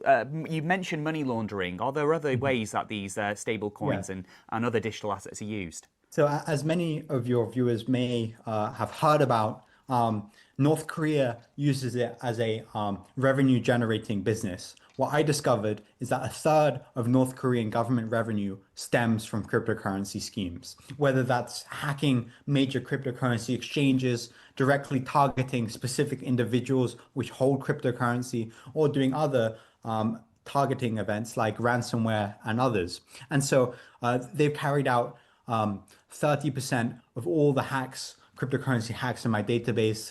One famous example, which your viewers may have heard of, is the $1.5 billion hack of the cryptocurrency exchange Bybit. And they managed to steal $1.5 billion in less than 5 seconds. And that goes directly to funding their military campaign.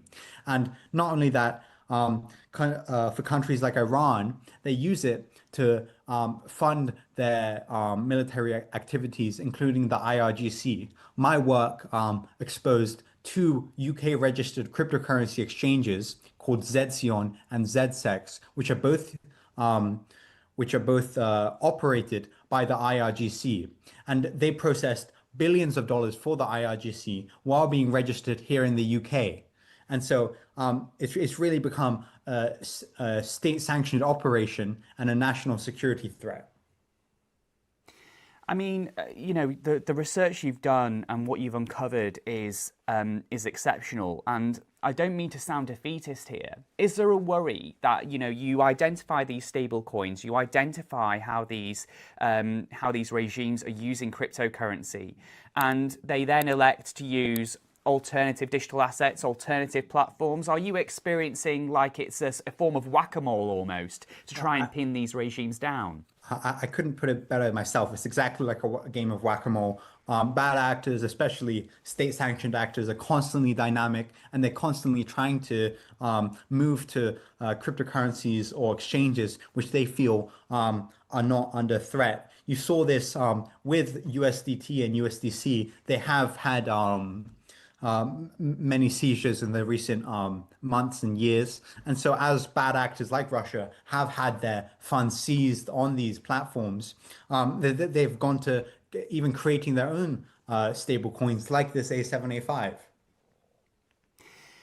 I mean, a worry as well, isn't it, is, there are a number of centralized exchanges in the market, and there have been some major exchanges, I'm thinking Binance especially, which have come into scrutiny with US regulators for failing to do enough to prevent sanctioned individuals from using their platforms. Do you think that more needs to be done by exchanges to clamp down on such illicit activity?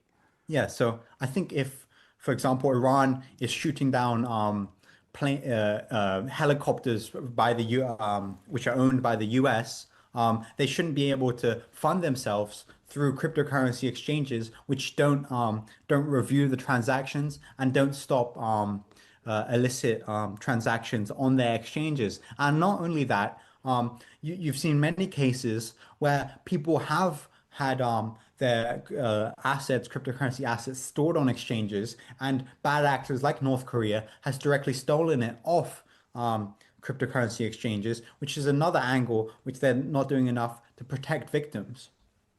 Mm-hmm. And I suppose as well, I'm thinking in particular of crypto businesses. You mentioned the Bybit hack. That was a especially audacious attack. I remember reporting on that at the time. I'm also thinking of the Ronin network when they suffered that vulnerability. And it seemed to me with that particular case, the security measures that they had in place to prevent funds being stolen were wholly inadequate. So it isn't necessarily just targeting the platforms that are facilitating this money laundering, but it's also making sure that businesses are keeping their funds secure and having the security measures in place.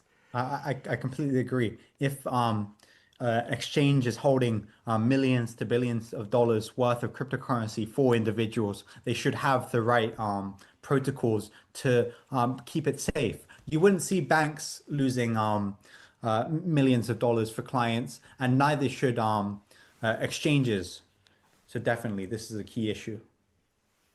So can I ask, how did you get into this? I mean, are you someone who is kind of like an interested bystander in digital assets? Are you an investor in digital assets? What led you to kind of pursue this path? Yeah, so I think particularly this February 2025 hack of this Bybit exchange, where $1.5 billion could have just been stolen in seconds, and also just watching all this money be stolen, be laundered by the Russians, by the North Koreans, by the Iranians, while you have millions of victims across the UK, the US, and the EU who are struggling. They're not able to receive compensation, and they're being left without proper protection. This really pushed me to try and investigate why this is happening and how is this funding hostile states.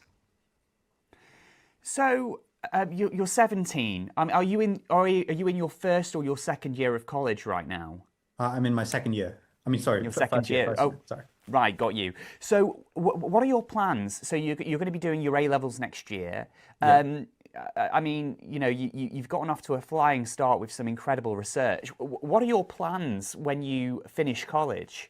Yeah, so interestingly, I was just yesterday at 10 Downing Street speaking on how young people like myself can be ambitious and how the government can promote ambition within my young generation. And I think I want to keep on working on this advocacy campaign. I've got several other recommendations which I think could be very useful to protect victims and stop state-sanctioned actors. For example, I'm trying to push for a cryptocurrency asset recovery office in the UK and the EU, like the US had set up in January 2025 or around that time. So it can become easier for victims of crimes which involve cryptocurrency when the police or other authorities are able to seize the funds, it's easier for victims to reclaim compensation. And in the case when there's no applicable or attributable victims, it can be stored for funding of cryptocurrency authorities. Yes, because that's a really significant issue, isn't it? It's repatriating funds to victims. Exactly. And also what to do when, say, for instance, if Bitcoin's stolen and it's recovered and it's risen in value, you know, do the victims receive the cash value of what it was worth or when it was stolen, or do they get the appreciation? Or so, because I remember there was a case involving Lancashire Police, and they had a substantial rise in value of Bitcoin that they'd seized. And I think that money was split between the police force and the Home Office eventually. Well, I'm not a legal expert, so I can't comment on how the money can be legally distributed. But what I do know is that there needs to be more improved systems so victims can recover their funds, and so that even the insiders within the authorities can't, there's no incentive for them to steal the funds. So there's been a couple really egregious cases where in investigations, some authorities, whether that's in the EU, UK, or US, have actually stolen funds in cryptocurrency during investigations. For example, during NCA investigation of a darknet marketplace, they actually stole the money and ran with it. So another big issue. Do you think that the police and law enforcement, not just in the UK, but in other places around the world, do you think that they have the technical skills and the capacity to deal with these crimes? Yeah, so I think there's an inequality of arms between the police and the authorities and the criminals. The criminals are moving billions and they have the most advanced infrastructure, while in most cases, the authorities are underfunded and under-resourced, meaning they don't have the technical capabilities and they don't have the time and experience to go after these bad actors. So another one of my recommendations, I'm trying to push for more funding of cryptocurrency authorities and even setting up separate entities for cryptocurrency investigations. Yes, I mean, you know, one idea for that could be, you know, maybe a tax on crypto exchanges, you know, to help fund like these types of things. Last question for you then, Alexander. Of course, ransomware is a big concern for businesses. We've seen critical infrastructure also affected sometimes by these ransomware attacks. What's your advice to help prevent people from being affected by these illicit actors?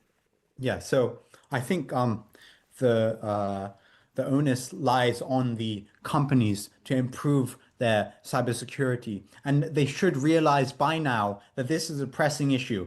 You just saw earlier the Jaguar Land Rover hack here within the UK, which completely disrupted the whole operations and even caused a decrease in the UK GDP by an estimated 0.1%. So it's not a small scale issue. This is affecting businesses across the scale, from small retailers to large manufacturers. And so cybersecurity should be a key aspect of decision making within all major companies.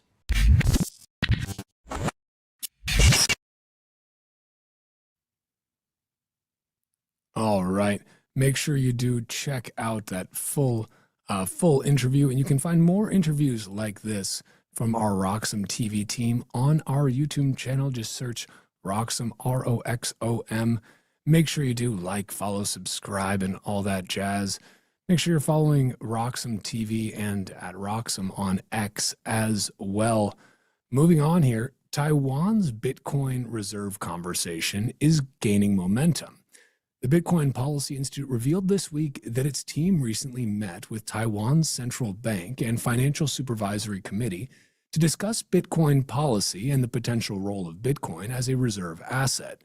In a post on X, the organization wrote, quote, "Our international Bitcoin policy work is accelerating." Managing Director Connor Brown shared additional details after returning from a week-long trip to Taiwan. Brown said BPI's earlier report on Bitcoin reserves had gained the attention of policymakers and ultimately led to direct meetings with regulators. According to Brown, Taiwanese officials came prepared. He said, quote, each of the regulators in our meetings had clearly studied our report and came prepared with a series of important questions about Bitcoin and what it offers Taiwan compared to stablecoins and their existing reserve system. Brown added, the discussions were unlike many government meetings BPI has participated in before. Taiwan holds more than $570 billion in foreign exchange reserves, making it one of the world's largest reserve holders. Officials were also reportedly interested in U.S. digital asset legislation, including the Genius Act and Clarity Act, as Taiwan prepares its own market structure framework. For Bitcoiners, the story is not that Taiwan has adopted Bitcoin. It hasn't. The story is that a major central bank is now spending many hours evaluating Bitcoin's potential role in national reserves. Just a few years ago, that conversation would have been unthinkable. And just a note on this, shout out to the BPI team. Again, we have a BPI policy hour every other week that I do here on my Tuesday streams on RoxomTV. Always really enlightening. They do great work. And I was initially, the first time I heard about the Bitcoin Policy Institute, like I thought about it for exactly, 2 seconds and was like, well, I don't know if we should be pandering to the politicians, right? And then I thought about it for more than 2 seconds. And and I Victor, thought, can you let Gosti know we're going to do the pop-ups at the jump, thing. please? It's a very good thing. And the way I frame it is, would you rather have a government full of Cynthia Lummises or Elizabeth Warrens? Like, pretty sure every Bitcoiner would rather have a government full of people like Senator Cynthia Lummis than Senator Elizabeth Warren, Senator, the esteemed senator from Massachusetts, Elizabeth Warren. I don't know why I had a little slip there. That work is super important. It's great they're also doing this international outreach because this just kind of gets back to the brilliance of Bitcoin's game theory, right? There's a huge benefit in being a first mover, in being an early adopter. And that goes for whether you are an individual, like we know that Bitcoin OGs, they have shout out to them. They've done very, very, very well, right? Unimaginably well, right? Better than they ever dreamed that they would. And good for them. Like, good for them. You got Bitcoin when most people didn't even know it existed, or if they did know, they just completely ignored it. So shout out to them. Shout out to the OGs. And many of them became incredible educators and philanthropists in the Bitcoin space as well. Builders, financiers of various companies. There's a huge first mover advantage as well from a corporate perspective. We know this. MicroStrategy has a Bitcoin treasury that no corporation is going to catch. I think I can say that pretty confidently, right? No corporation is going to catch. Off the top of my head, I don't know, 870,000 Bitcoin now, something like that.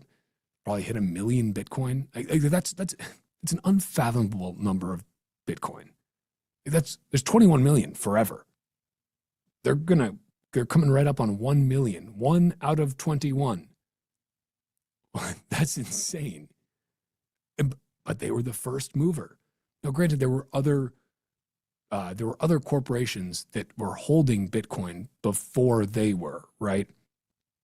Like they weren't the first mover in that regard, but they were the first to just make it their mission to buy as much Bitcoin as humanly possible, right? By all rights, someone like Coinbase should probably be the biggest publicly traded company holder of Bitcoin. But they spent their time releasing every shitcoin under the sun. And, now they've pivoted to, instead of just shitcoin gambling, instead of being a shitcoin casino, they're just an actual casino. Just prediction markets. We've seen this, and I'm very excited to talk to Anthony Scaramucci about this. We've got him coming up here in under 10 minutes. Hank at Roxom will also be joining me. I want to get his take on this because I've seen this pivot. These crypto casinos all just becoming actual casinos, all just offering prediction markets front and center instead of, I don't know, what insert stupid shitcoin name du jour that just pops up, right? Like, this is why I like, again, using Bitcoin only exchanges like River. Again, not sponsored, just they're great Bitcoin builders. They deserve a shout out. Coinbase should have more Bitcoin than MicroStrategy. They should have an ungodly amount of Bitcoin. They don't, right? They've started accumulating more again, I think, because they realized, oh shit, maybe the shitcoin strategy was good in the short term, but not good in the long term. You know, their time preference was showing. Let's say, so corporate, individual level, we've established good to be a first mover with Bitcoin. Corporate level, we've established good to be a first mover with Bitcoin. Nation state level, well, you guessed it, good to be a first mover with Bitcoin. El Salvador has been stacking Bitcoin. They've been stacking a Bitcoin a day for a long time, some occasionally more than that. They've also done incredible things with their country. You know, people have various thoughts on President Nayib Bukele. Personally, I think I judge him based on what I hear from Salvadorans. I've been to El Salvador 3 times now. I wish it was more. I was supposed to go earlier this year, but you know, the universe had some other plans.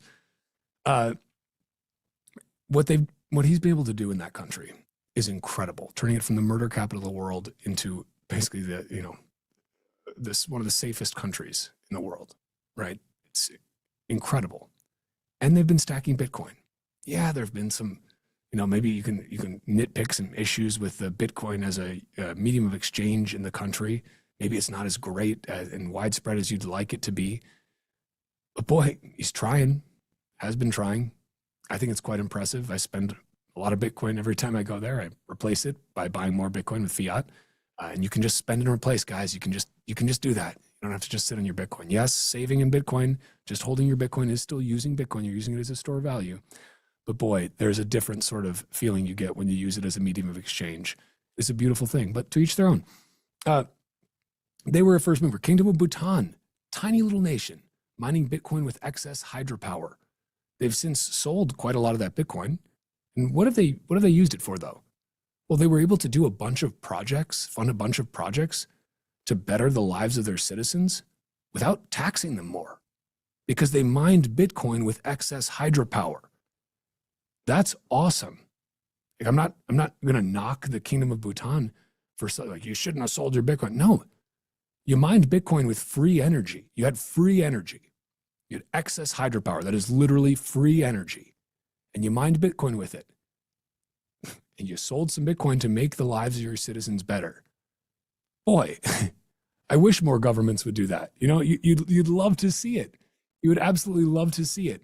Sadly, we don't. They're the exception, not the rule. But stories like that, they were all first movers and they benefited immensely from it. Taiwan will benefit immensely from it. Over $500 billion in foreign exchange reserves, sitting in a basket of various fiat currencies. Sure. You know, hedging your bets by, hedging one piece of shit against another piece of shit. Sure.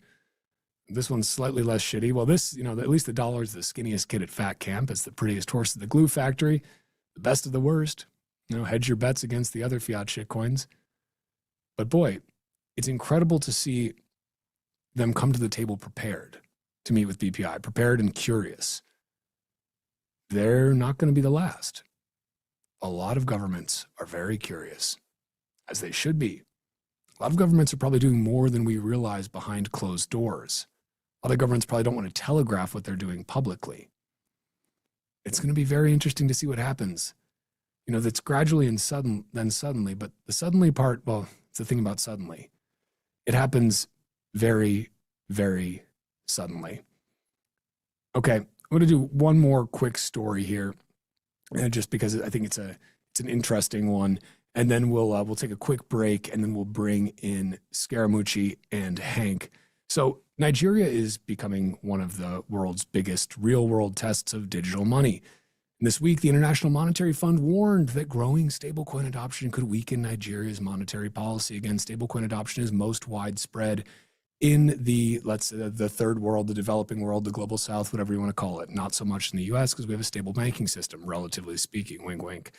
The IMF says Nigeria received roughly $59 billion in crypto inflows between July 2023 and June 2024, and now accounts for about 60% of all stablecoin inflows into sub-Saharan Africa. The IMF's concern is straightforward. As more Nigerians use dollar-backed stablecoins instead of the Naira or e-Naira, we'll get into that in a second, the country's central bank has less influence over how money moves through the economy. The horror. But many Nigerians see the trend differently. For years, Nigerians have been among the world's most active users of Bitcoin and digital assets. Faced with inflation, currency devaluations, capital controls, and expensive remittance networks, many turned to alternative forms of money long before stablecoins became mainstream. The IMF sees a threat to monetary policy. Nigerians see an escape from inflation and a cheaper way to move and save money. For decades, institutions like the IMF kept developing countries tied to a debt-based financial system through loans, conditions, and monetary oversight. Keep them on the hook with insupportable debt, in the words of the singer-songwriter Bruce Cockburn in a song he literally wrote about the IMF. Now, as millions of Nigerians voluntarily move towards stablecoins and other digital assets, those same institutions are raising concerns. They raised them in El Salvador as well. This is not really about the IMF worrying about Nigeria's monetary policy, though. It's about the IMF losing control over Nigeria's monetary policy. In a world where people can freely choose their money, Nigeria may be showing what monetary freedom looks like in practice. And it's worth to note the e-Naira, Nigeria's central bank digital currency, or CBDC, it launched in October 2021. Now millions of wallets have been registered, but the vast majority are inactive, have been the whole time. Transaction volume is very low, around 22 billion Naira. It's about 16 million USD total, a tiny fraction of Nigeria's overall electronic payments. Despite early hype and incentives, uptake has been sluggish. Barriers include competition from existing fintech and mobile money apps, limited merchant acceptance, infrastructure issues, privacy and trust concerns, and lack of compelling everyday use cases. The Central Bank of Nigeria still promotes it as legal tender in digital form, usable for payments, transfers, etc. Now, e-Naira is not dead, but its role is moving towards a targeted institutional and programmable use case rather than replacing everyday cash or mobile money or Bitcoin, cryptocurrency, stablecoins for most Nigerians. Success will depend on the execution of these government-backed use cases, merchant integration, and addressing usability barriers. CBN continues to see potential for it, of course they do, for financial inclusion and other buzzwords about modernizing payments, but so far results have fallen far short of initial ambitions.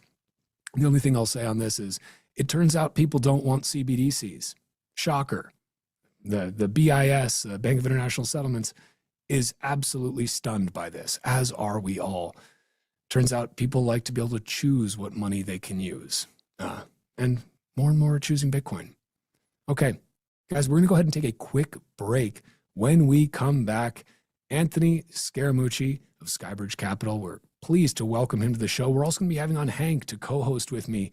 Hank is my co-host on Thursday and Friday on Roxom. He runs his own show every day of the week here. Make sure to check it out and make sure to stay tuned. You're not going to want to miss this interview with Anthony Scaramucci. So again, stay tuned. Don't touch that dial. We will be right back here with more on RoxomTV.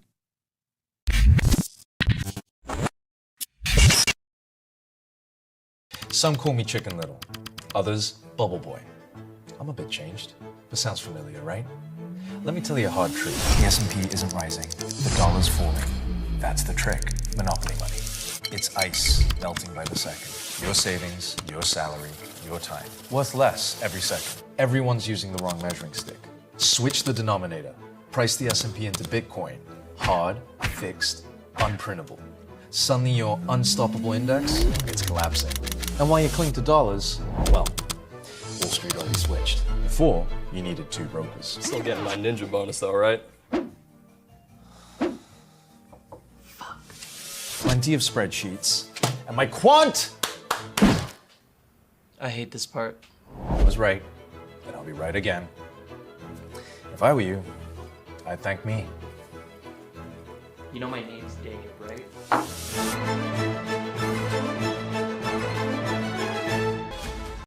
Security matters. Zappo Bank. The only way to bank your Bitcoin. Apply now at zappobank.com. No! Bitcoin!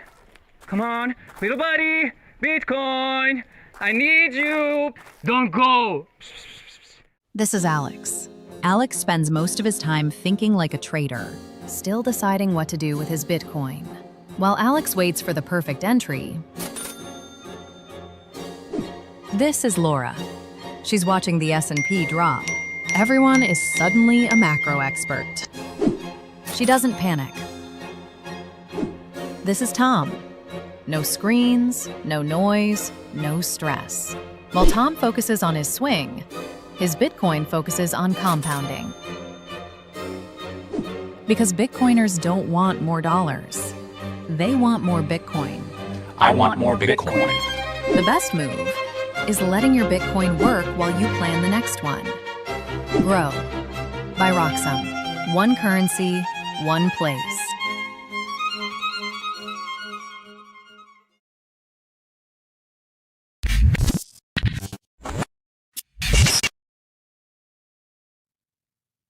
Welcome back to RoxomTV. The price of Bitcoin is $65,644 infinitely printable Federal Reserve notes per coin. I'd like to welcome to the show Hank at Roxom. Hank is my co-host, or I'm his co-host, I guess, on Thursdays and Fridays. He's got a show here every day on Roxom. Hank, how you doing? I know you're excited for our guest. Took a nap before this. I'm re-energized. I'm ready to go. I mean, let's get it started, buddy. I'm jumping out of my seat here. All right, well, let's get right into it. So our next guest has worn more hats than just about anyone in finance: hedge fund founder, Bitcoin evangelist, presidential aide, podcast host, and arguably one of the most quoted men on Wall Street. Joining us now, the founder of Skybridge Capital and former White House communications director, Anthony Scaramucci. Anthony, welcome, or Mr. Scaramucci. I'm not sure which one you is guys more are being so appropriate. you call me Anthony, but you guys are being so generous. I have to come on maybe every day for a self-esteem boost. Won't say no to you. Good to have you here. Thanks for having me, guys. Yeah, Anthony, great seeing you again. I remember we had you last year, and I don't know if you remember this. The beginning of the show, you said I looked like a combination of Prince Harry and Prince William. My mother heard that. Now we have pictures of the royal family all over my house, so I want to thank you for that.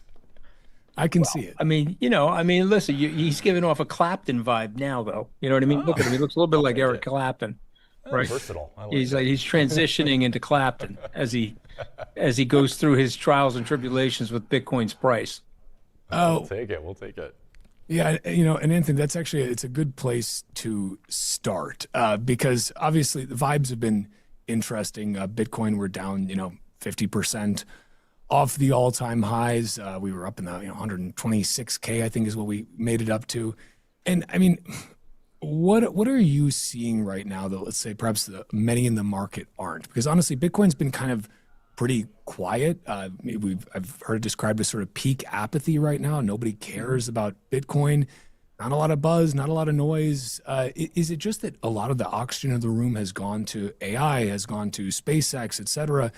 Or is there something deeper down going on? What's your read on where we're at right now? Oh, listen, we won't know until it's 3 years from now. You'll invite me back, and then we'll know, right? None of us know, so I want to stipulate that to everybody. But I can tell you, based on my 38 years of participating in the markets at lots of different levels, that Bitcoin is doing what Bitcoin does. And just take a look at the 17-year tenure of Bitcoin. When you get to this part of the halving cycle, you usually have a 40 to 70% collapse in Bitcoin's price. And so, not to bore everybody, but some of it's related to the hash rate, some of it's related to the miner capitulation and the need for miners to sell Bitcoin to make up for revenues as a result of diminished supply. So this whole thing has gone on, and every time it goes on, we sit around and say, okay, it's over, Bitcoin's going to zero,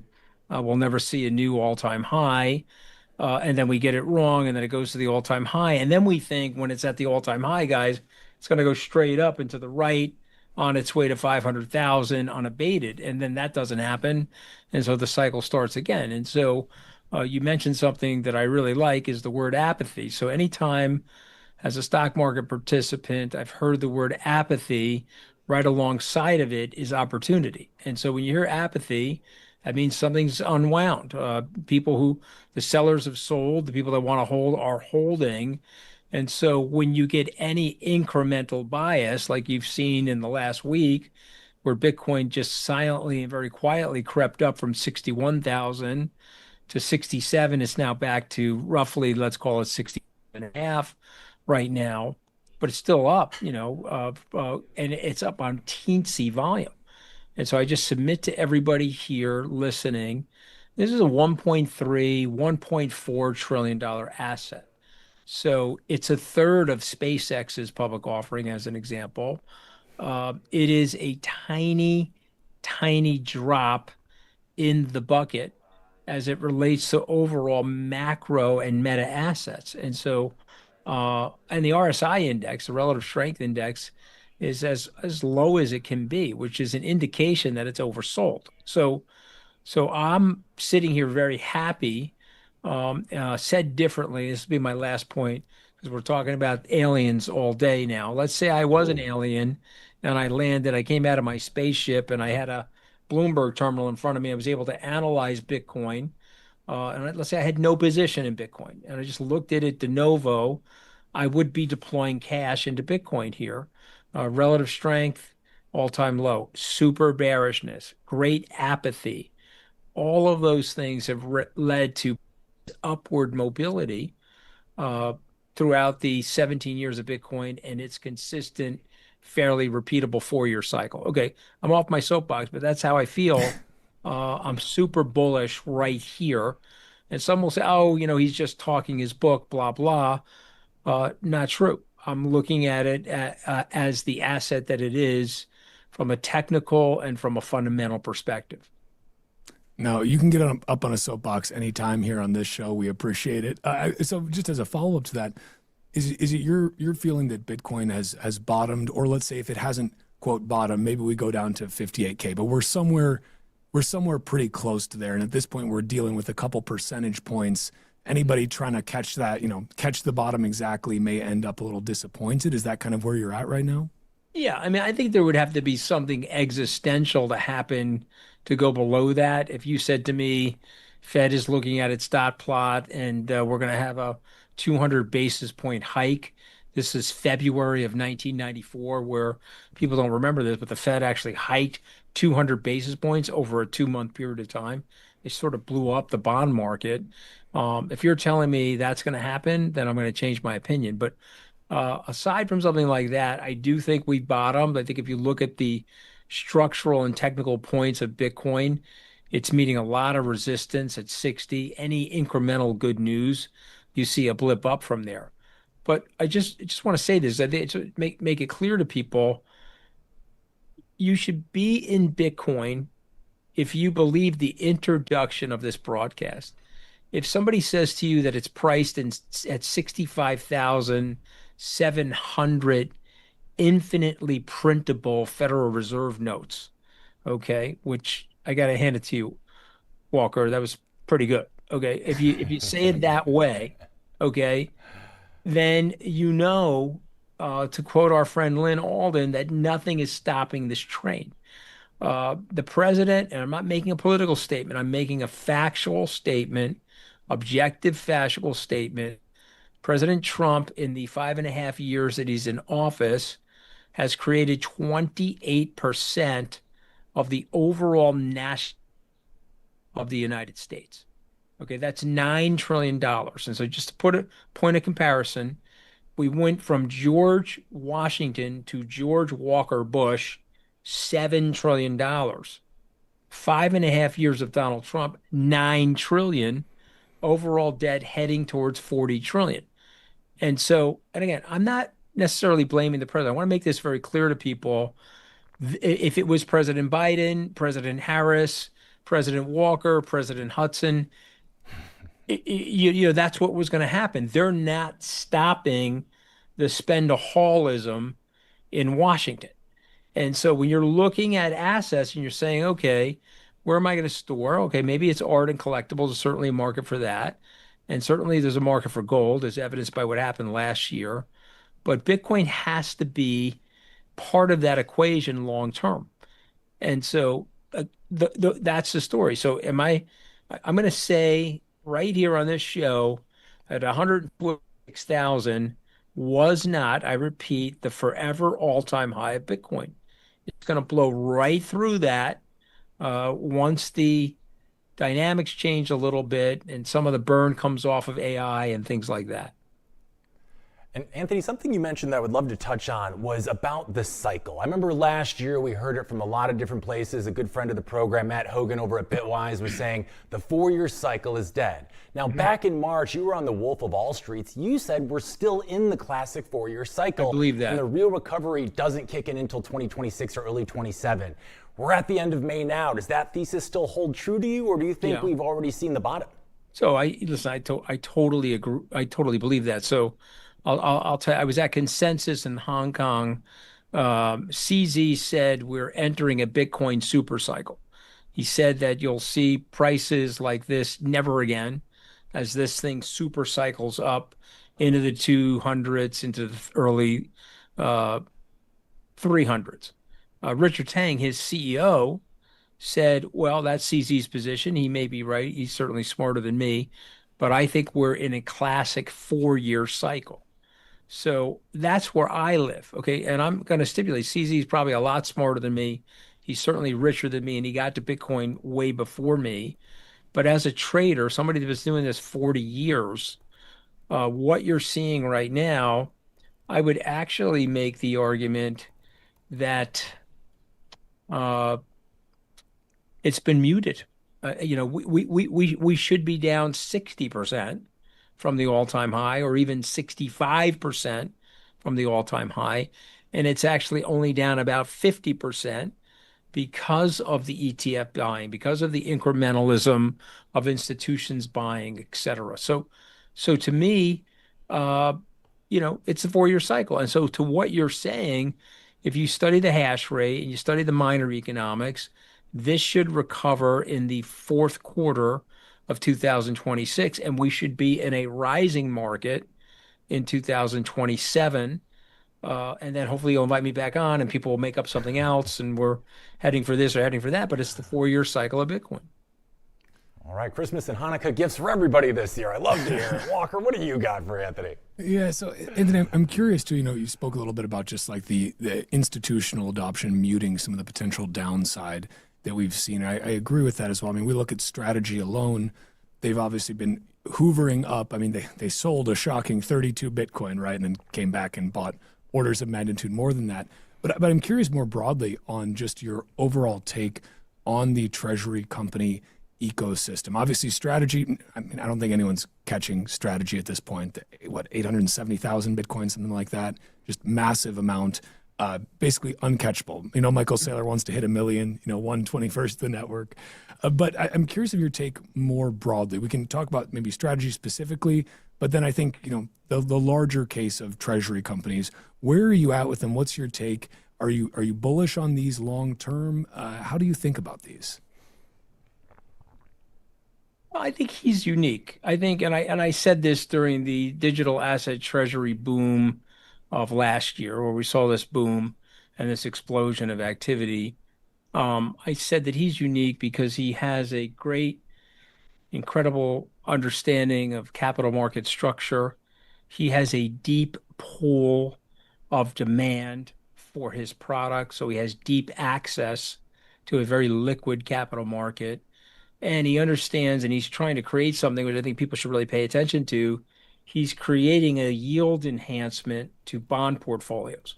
So if you're a fixed income money manager there and you're looking for a, how should I say it, an enhancer to your yield, you can go with STRC, pick up 11.5% coupon on that, and it's raising your overall basis point total on the total return of your bond fund. And so I think he's done a really good job of creating a product that fits the appetite for fixed income yield hungry portfolio managers. On the flip side, if he wants to lever up and buy more Bitcoin, he has the capability of doing that because you can go to his app and look at his MNAV. He's trading, 1.2, 1.3 MNAV, which means he's always going to be creating this positive carry or this positive arbitrage with Bitcoin. If you go to the other companies, guys, and I'm not going to name those companies because I'm not in the business of disparaging things that are related to Bitcoin because I have an upward bias on those companies, but they're not Michael Saylor's company. They don't have that deep access. They don't have the scalability that he's been proven to put together. So could some of those recover? Sure. The price of Bitcoin is going to recover, so they will. Will they do as well as Saylor's company? I don't believe so. He just has something going on there that is special and specific to Michael. And Anthony, I'm glad we're talking about the high priest of Bitcoin here. You know, we've heard a lot of talk in other arenas right now about people supposedly playing 4D chess. I think you know who I'm talking about. And Michael Saylor seems to be one of those guys themselves, but for real. And a couple of weeks ago, we saw what many of us thought was unthinkable for a while, and he sold a measly 32 Bitcoin. But a lot of people took it like the sky was falling, and then 2 weeks later, he's bought like 3,000 more. I would be curious, what was your reaction to that when you saw it? Did you make a big deal of it, or did you trust the process with Saylor? Because again, he is playing 4D chess here. I'd love to get your beat. Yeah, listen, I didn't make a big deal, but he sold some Bitcoin in 2022. You remember, he's trying to get into the S&P 500 or the S&P 1000, but let's say the 500 is more important because of the index demand that people have, particularly in their retirement funds, et cetera. And the S&P has said to him that one of the sticking points is that how can we really evaluate this asset? If you're not willing to sell the asset, then when we look at your overall capital structure and your liquidity pool, we can't get super comfortable with it. So he was trying to send them a message. Here's 32 Bitcoin for sale. It was a couple $1 million of proceeds to let people know that he was way more flexible than he originally said. He said something really funny last week, which I enjoyed. He said, I said, never sell your Bitcoin. I didn't say I wasn't never going to sell the MicroStrategy Bitcoin. I think he also made clear whatever his personal holdings are, he's never sold either. So to me, you're sort of in a rock and a hard place because you want to be credentialized and you want to be institutionalized to get into the S&P 500, but at the same time, if you do those things that they want you to do, you become less doctrinaire and you become less of a purist as it relates to never selling or hodling your Bitcoin. And so I think that put him in a tough spot. But again, could he have moved the market? Sure. Is he the reason why the market went from 72 to 61? I'm not buying that. I don't believe it. Could he have moved it a few $1,000s? Sure. I think what's moving it is we had rate expectations of minus 75 basis points for this year. We were expecting at least one rate cut by now, possibly another one in July, and certainly at least one, maybe even two at the back half of the year. The war has knocked that on the ground. So you went from minus 75 to potentially plus 25. And so that's 100 basis points. Guys, interest rates are the physical gravity of financial assets. Now, they may not affect things like SpaceX or the Mag 7, but they are affecting the broader market, and they're certainly affecting Bitcoin. So Bitcoin is not yet the pure store of value. It's not gold yet. There's a lot of skeptics. People are waiting for more regulatory clarity. The act is well named, Clarity Act. It was just not there yet. But if the Clarity Act gets passed and we come to see a day where a bank like JP Morgan allows you to custody your Bitcoin and the government is smart enough not to ding them with a capital charge as a result of your Bitcoin being on their balance sheet, you're going to see much higher prices for Bitcoin and much higher prices for a lot of the blockchain ecosystem. So again, you have to make a decision. Are you patient? Can you look to the future and see the growth and the opportunity? Or are you going to look right here and now and say, wow, we're in a 4-year cycle. Bitcoin dumped 50%. It's over. I should sell my Bitcoin. I just think it'd be a terrible mistake to do that right now. I have no interest in selling mine. In fact, I've been buying Bitcoin here. Same here, probably not in as great of quantities as you do, but I'm doing my best. I'm doing my best. I have a question for you because you did mention rates, and obviously Warsh has come in now as the new Federal Reserve Chair, Trump's pick. I've seen a lot of different takes on what people think Warsh is going to do. Right. Hawkish, dovish, okay, he's a rate hawk, but he's a balance sheet dove, or vice versa. Everybody's got a different take on this guy. I'd love your read on kind of how you think these next few months are going to play out, especially as we lead up to midterms. But then just kind of more broadly, what you think his approach is going to be. Is it just going to be business as usual at the Fed, or is he bringing something different to the table?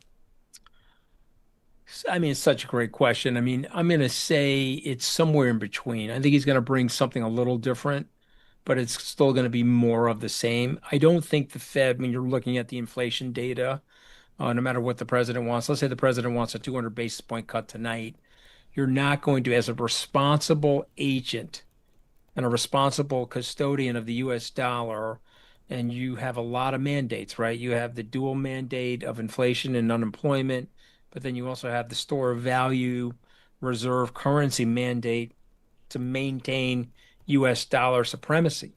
And so in order to do all those things, you're going to have to stick to some of the status quo.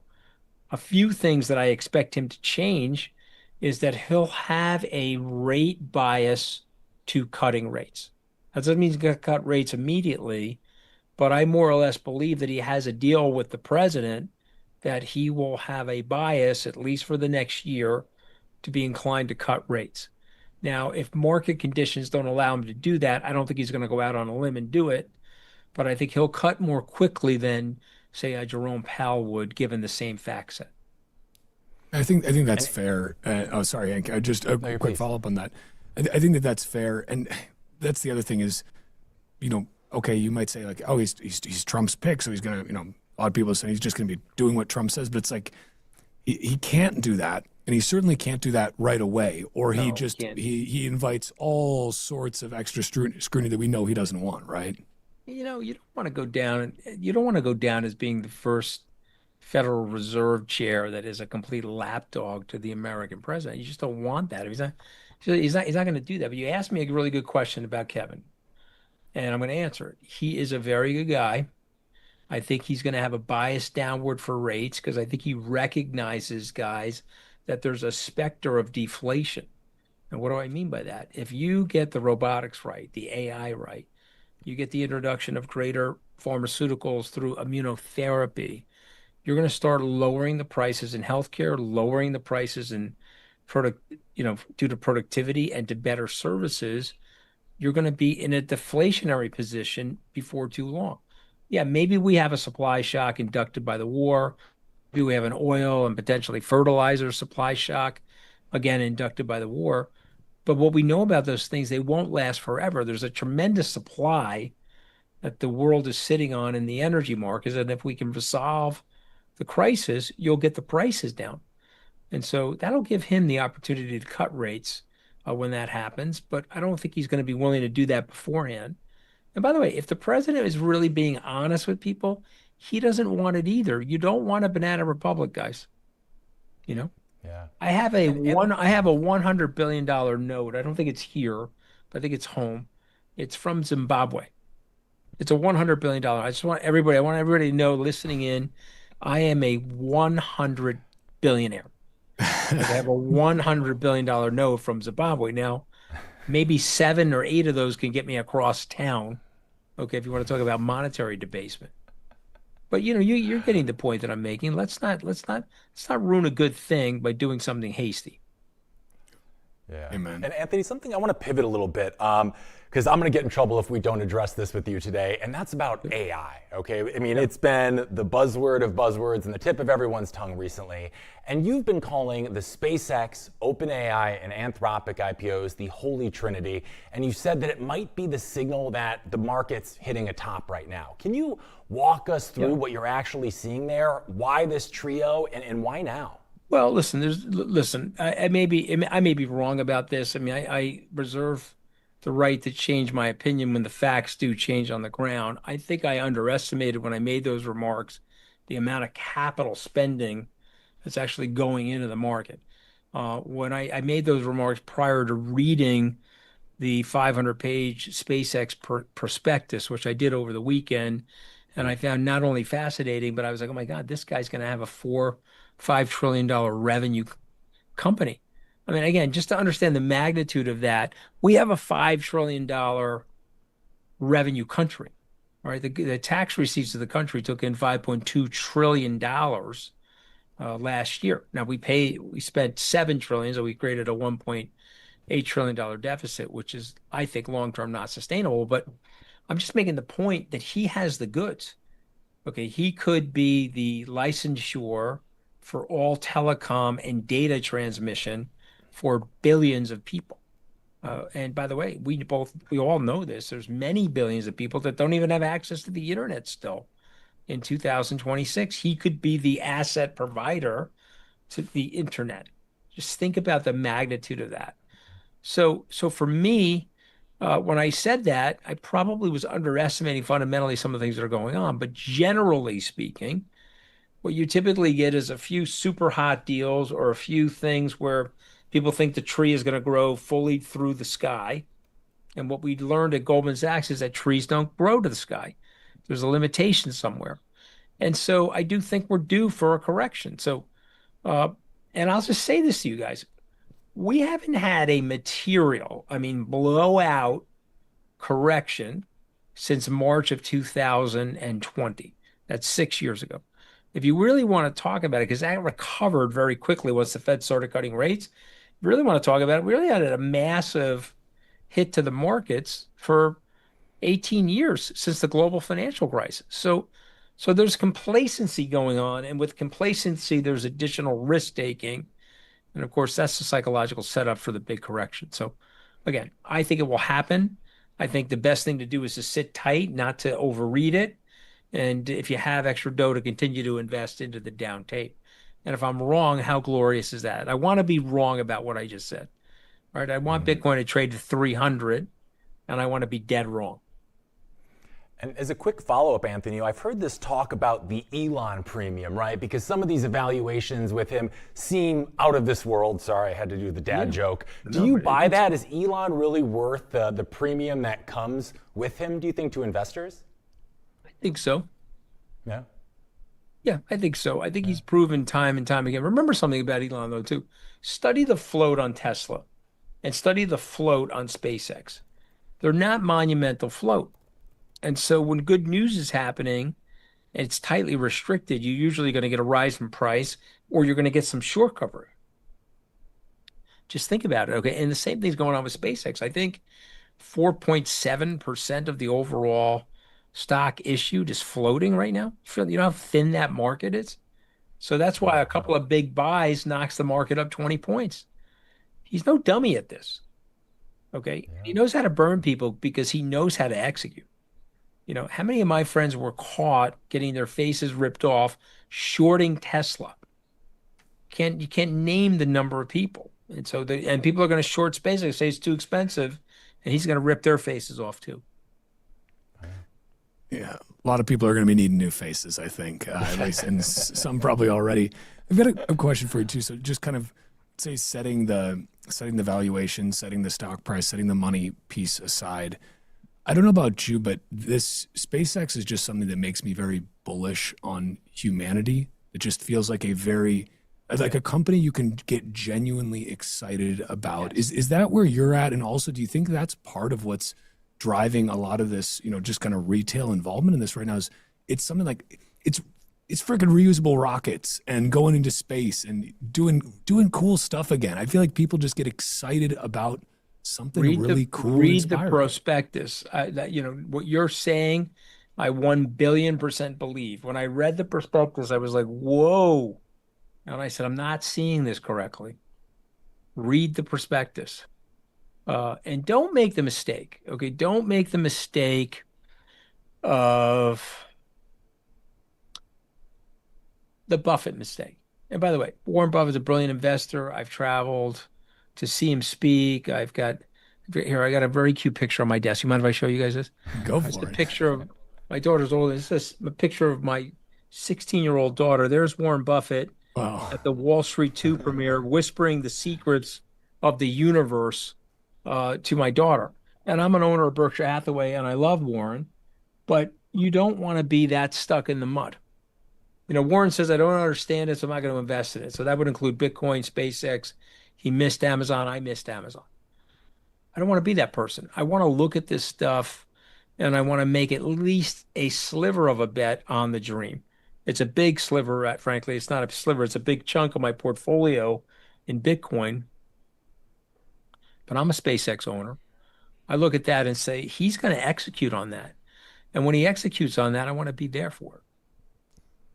Don't make the mistake. Anthony, I got to ask, what was, can you tell us what Buffett was whispering in your daughter's ear? Was it that Bitcoin is rat poison squared? I hope that wasn't it. I'm a little nervous. That was way back. You know, that was the 2010 premiere. I don't even think and Bitcoin was already in existence, but I don't think it got to Buffett or my radar screen by then. You know, he was in the Wall Street 2 movie. We were all at the premiere together. It was a lot of fun. I had written to Mr. Buffett. It's probably too long-winded, probably not what you guys want, but I'll be quick. When my daughter turned 18 months old, I wrote Mr. Buffett a letter. He had created this baby Berkshire Hathaway way back in 1997. It was the B shares of Berkshire Hathaway because people were complaining that they had young kids. They couldn't buy a full share of Berkshire Hathaway A. And so I bought several shares. And then I wrote a letter to Mr. Buffett as a noum de plume from my then 18-month-old daughter. And I said, you know, I have a 84-year life expectancy, so I have 82 and a half years in which to hold your stock. And Mr. Buffett wrote back immediately. I actually have it on my wall here. And he said, I must say, Amelia, that's a manifestation of short-termism. I expect to hold the stock forever. And, you know, and so when we saw him at the premiere, I mentioned the story to him. He remembered the letter because he said the letters that he liked, he had in a certain drawer in his desk. Wow. And then I said, well, would you take a picture of my daughter? And then he went over there and there he is whispering the secrets to the universe. And I said, what did he say? He said, nothing, Dad. He's like you. He was playing for laughs. He didn't say anything. He just went in there like this, you know? So I thought he was supposed to be an oracle. Come on. Oh, that's an amazing story, listen, there's a lot to learn from him, but you have to do a little bit of transference. You have to transfer it into tech. You have to transfer it into Bitcoin. I submit to you that if Mr. Buffett was 60, he'd be a Bitcoin holder. I submit to you that he would understand the technology and he would probably embrace it. At 95, he's made a ton of money. And by the way, I just want to point out to everybody listening in, yesterday's price action plus today's price action in SpaceX, Mr. Elon Musk made more than Mr. Buffett made in his entire career in those 2 trading days. And so don't miss the future. That's the big message. Don't miss the future. Yeah, really quick, I wonder, do you think he's maybe turned a blind eye to it? Because Bitcoin requires time and patience, and at like 95, I could maybe understand it not maybe being as interesting to him. Do you think there might be anything to that, or am I No, of course. Yeah. Okay. I'm curious too, you know, just I want to bridge us to politics a little bit. And the bridge that I'll make is, boy, you see the Sanders and the Warrens not so keen on arbitrary numbers of wealth that people reach. Because for some reason, $1 trillion, you know, Bernie didn't like millionaires, then he became a millionaire. So now it's billionaires and trillionaires, whatever. But the reason I want to ask about politics a little bit is because we have midterms coming up. There will be another presidential election, then more midterms and so on and so forth. It goes, the pendulum swings. Where are you at with how let's say we get a Democratic, so a blue wave, right? Let's say even Dems take the White House in the next presidential election. How worried are you about another Democratic administration's reaction to Bitcoin and crypto more broadly if we have something similar to Biden-Harris? Okay, so first of all, it's a great question, and I got to qualify it a little bit because if you tell me the Clarity Act passes, I'm going to say way, way less worried, right? Because now we've codified and you would have gotten bipartisan support to get it passed. So therefore, I'm going to say way, way less worried. If you tell me the Clarity Act is not going to pass and you're going to put in a strident anti-crypto SEC chair, the opposite of Paul Atkins, I'm going to tell you that's going to be a problem for the industry. That'll create a headwind for the industry that's completely unfounded and completely unnecessary. But again, I do believe, even despite that, Bitcoin will exceed. Bitcoin will surpass or overcome that obstacle because it's just too strong of a technology. And I'll use the Uber example, which I've sometimes used. Nobody, guys, wanted Uber. Nobody. I'm 4 stories up from 54th and Madison. And I can't tell you the number of Ubers I've picked up from that corner that it's right outside my office. But the taxi cab commission didn't want it. The mayor didn't want it. The taxi cab owners that owned the medallions didn't want Uber. Nobody wanted Uber that was in power. But you know who wanted Uber? The people. People wanted Uber. And so that's why you got to look at these products and these technologies and say, hey, is it better? And so even if the Democrats take power, even if we don't get the Clarity Act passed, is this technology better? And if the answer to that is yes, and I believe it is, it will push through those obstacles. But I'm optimistic. I'm greater than 50%. The clarity gets done before the end of July. Anthony, another question I have for you is, last time when I had you here last year, Trump had just gotten back in offices. He was going to be the crypto capital of the world. He's the crypto president, Bitcoin strategic reserve. We heard it all. The price has not seemingly reflected a lot of the promises that we kind of thought we'd get from Trump, and so is his legislation. We still don't have a lot of the clarity that we've been looking for. After a year and a half into his second term, how do you feel like Trump has lived or not lived up to a lot of the promises he gave the crypto community at the start of his second term? I want to be fair to him, okay? So I'll say that Paul Atkins, Mike, the new CFTC chair, these are good guys. They're pro-crypto, and they have helped the industry immeasurably, even just some of the picayune laws. I'll give you one law.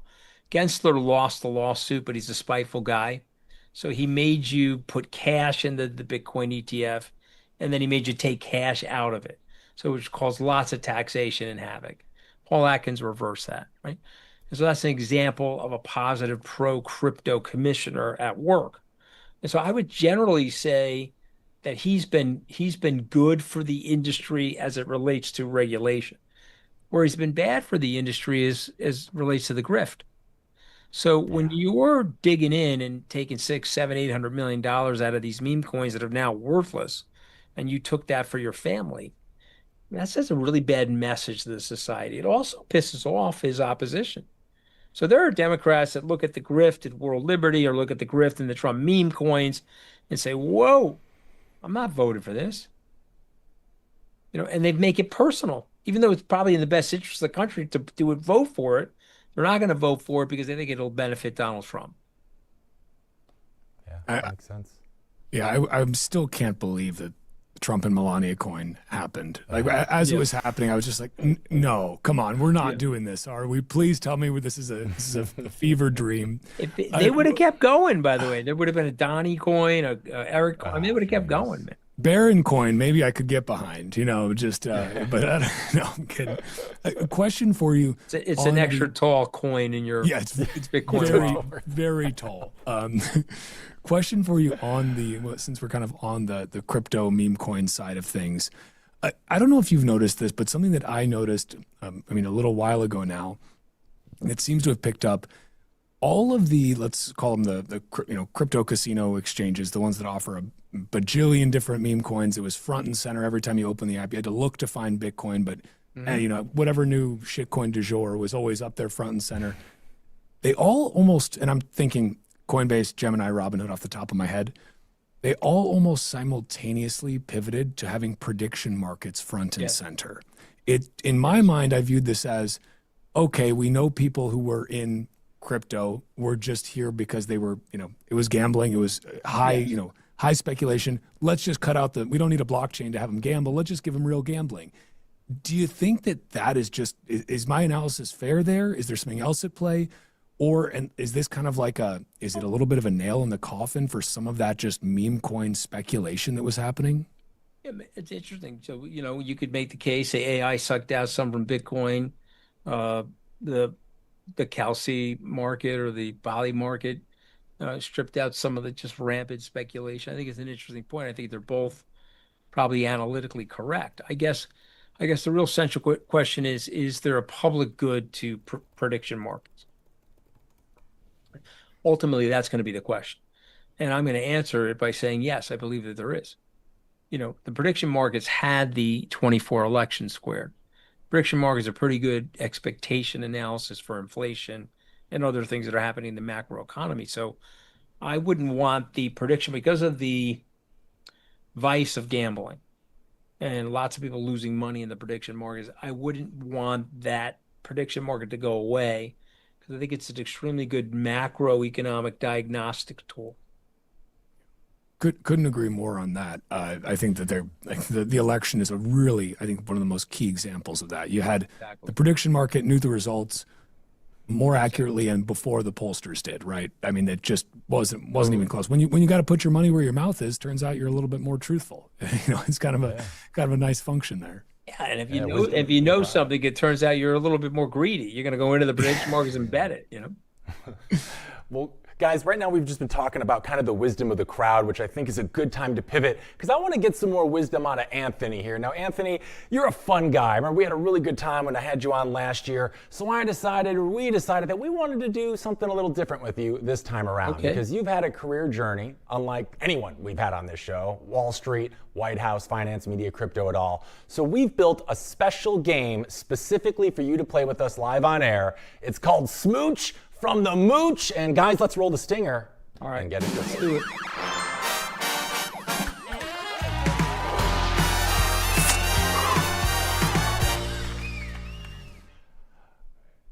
All right, Anthony. So here's how the it hair. works. I like the AI hair. I need more. I got to get more product going here. Okay, all right, go ahead. It's getting good, yeah, it's getting good.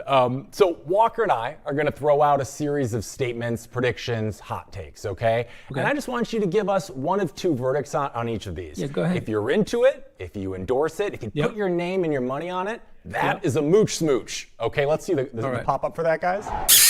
All right. Now, if you're not into it, if it's a bad call, a bad take, a bad expelling investment, gas or something if I'm not into it, or what am I doing? just give it a little kiss. But if you don't like it, it's no smooch for you. Now let's see that one. No smooch for you. Perfect. I don't know if you're a That's Seinfeld like the fan. smooch Nazi. Okay, we got Yeah. smooch kisser and smooch It's a little Nazi. problematic there, I think, yeah. I had a feeling he was a Seinfeld guy. All right, so All right, let's want do your it. gut reaction first, and then after the floor is yours, take it as long as you want. So All right, let's I'm ready. get started here with the first one. They'll get spicier as we move on. So, Anthony, starting with one for everyday Bitcoiners out there, there's this whole debate now about whether you should just own the ETF instead of actually holding your own coins. Yeah. So Bitcoin ETFs over actually holding the coin natively, is that a mooch smooch or no smooch for you? No, that's a mooch smooch. I like that. Yeah. Okay, I like that. Yeah, because it makes it easy for people. Remember, you got to get absolutely. You got to get old farts like me into this thing. All right, go ahead. Totally. Walker, you want the next one, bud? Yeah. So we were talking about this a bit earlier, but I want to get the official verdict on it.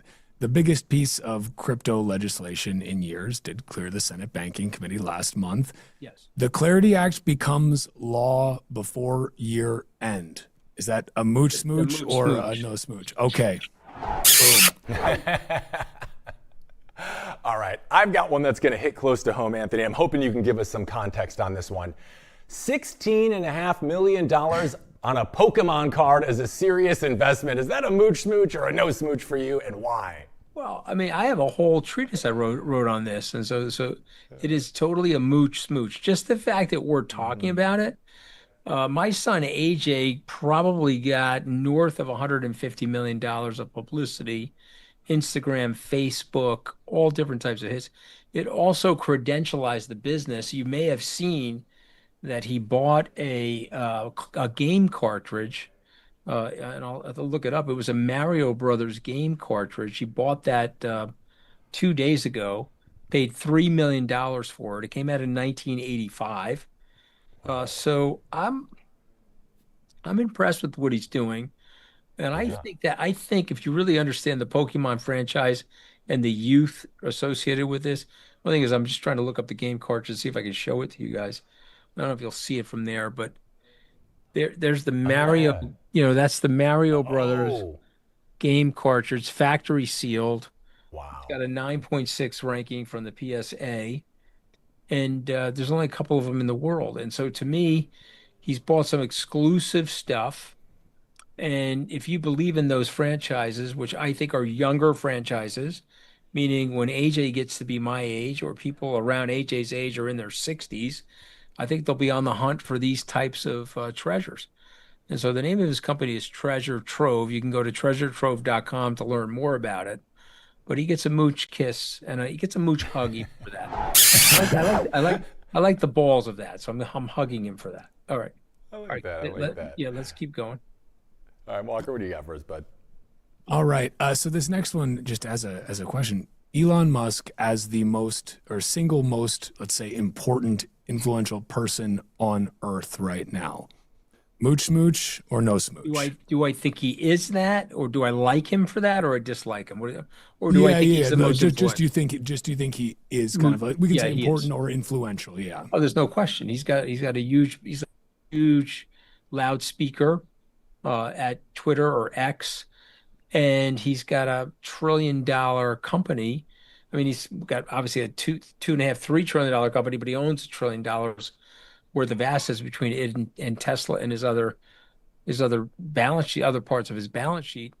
He will, and listen, I like Elon. I want him to win. I have to fully disclose that I am a SpaceX investor, AI investor before it merged, and I expect that to be one of the most profitable, most valuable companies in the world. And as I said, read the SpaceX prospectus. This guy is a very, very important figure. So we get a mooch smooch going there. You don't have to like everything about him, but I'm giving him the mooch thank you smooch. Yeah, he makes things happen, that's for darn sure. All right, moving on here, Anthony. I noticed that you've been posting that giving China permanent normal trade relations was a strategic miscalculation. So I want you to put a number on it for me. The U.S. ends China's permanent normal trade relations status before the year 2030. Mooch smooch or no smooch for you? No mooch smooch there. Actually, no smooch for we you. We won't be able to do that. I like the lip injection that you gave me with the no smooch too. I gotta tell my dermatologist I need plumpy lips like that. But I'm gonna say no mooch smooch there because we have to collaborate with China. We have to figure out a way to get along with them. Can we right-size China and make China and the United States have more symmetry in trade? Meaning whatever tariffs they've got on, we can have on. Remember, they came in relatively unfettered. They could sell their goods and services into the West relatively untariffed, okay? We had to accept protectionism in their markets to protect their labor force. We did that because it was a poor country that was pursuant to the deal at the time.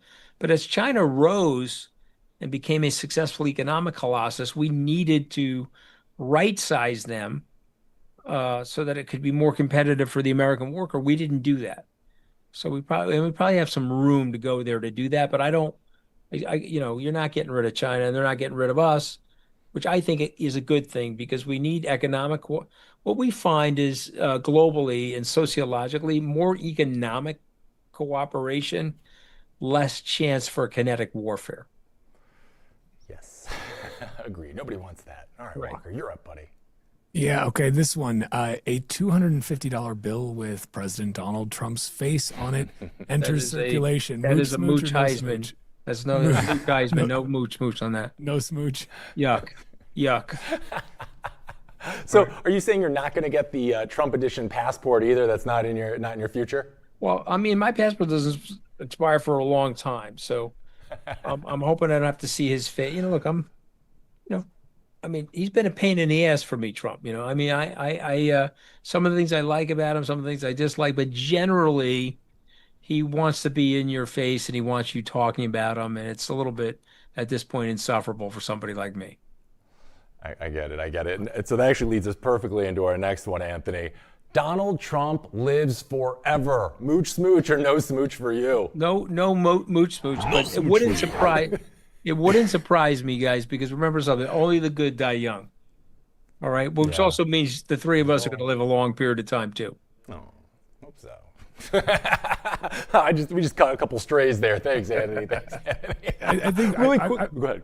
I've just learned that I need to eat more McDonald's and drink more Coke. I think if I want to. We all do.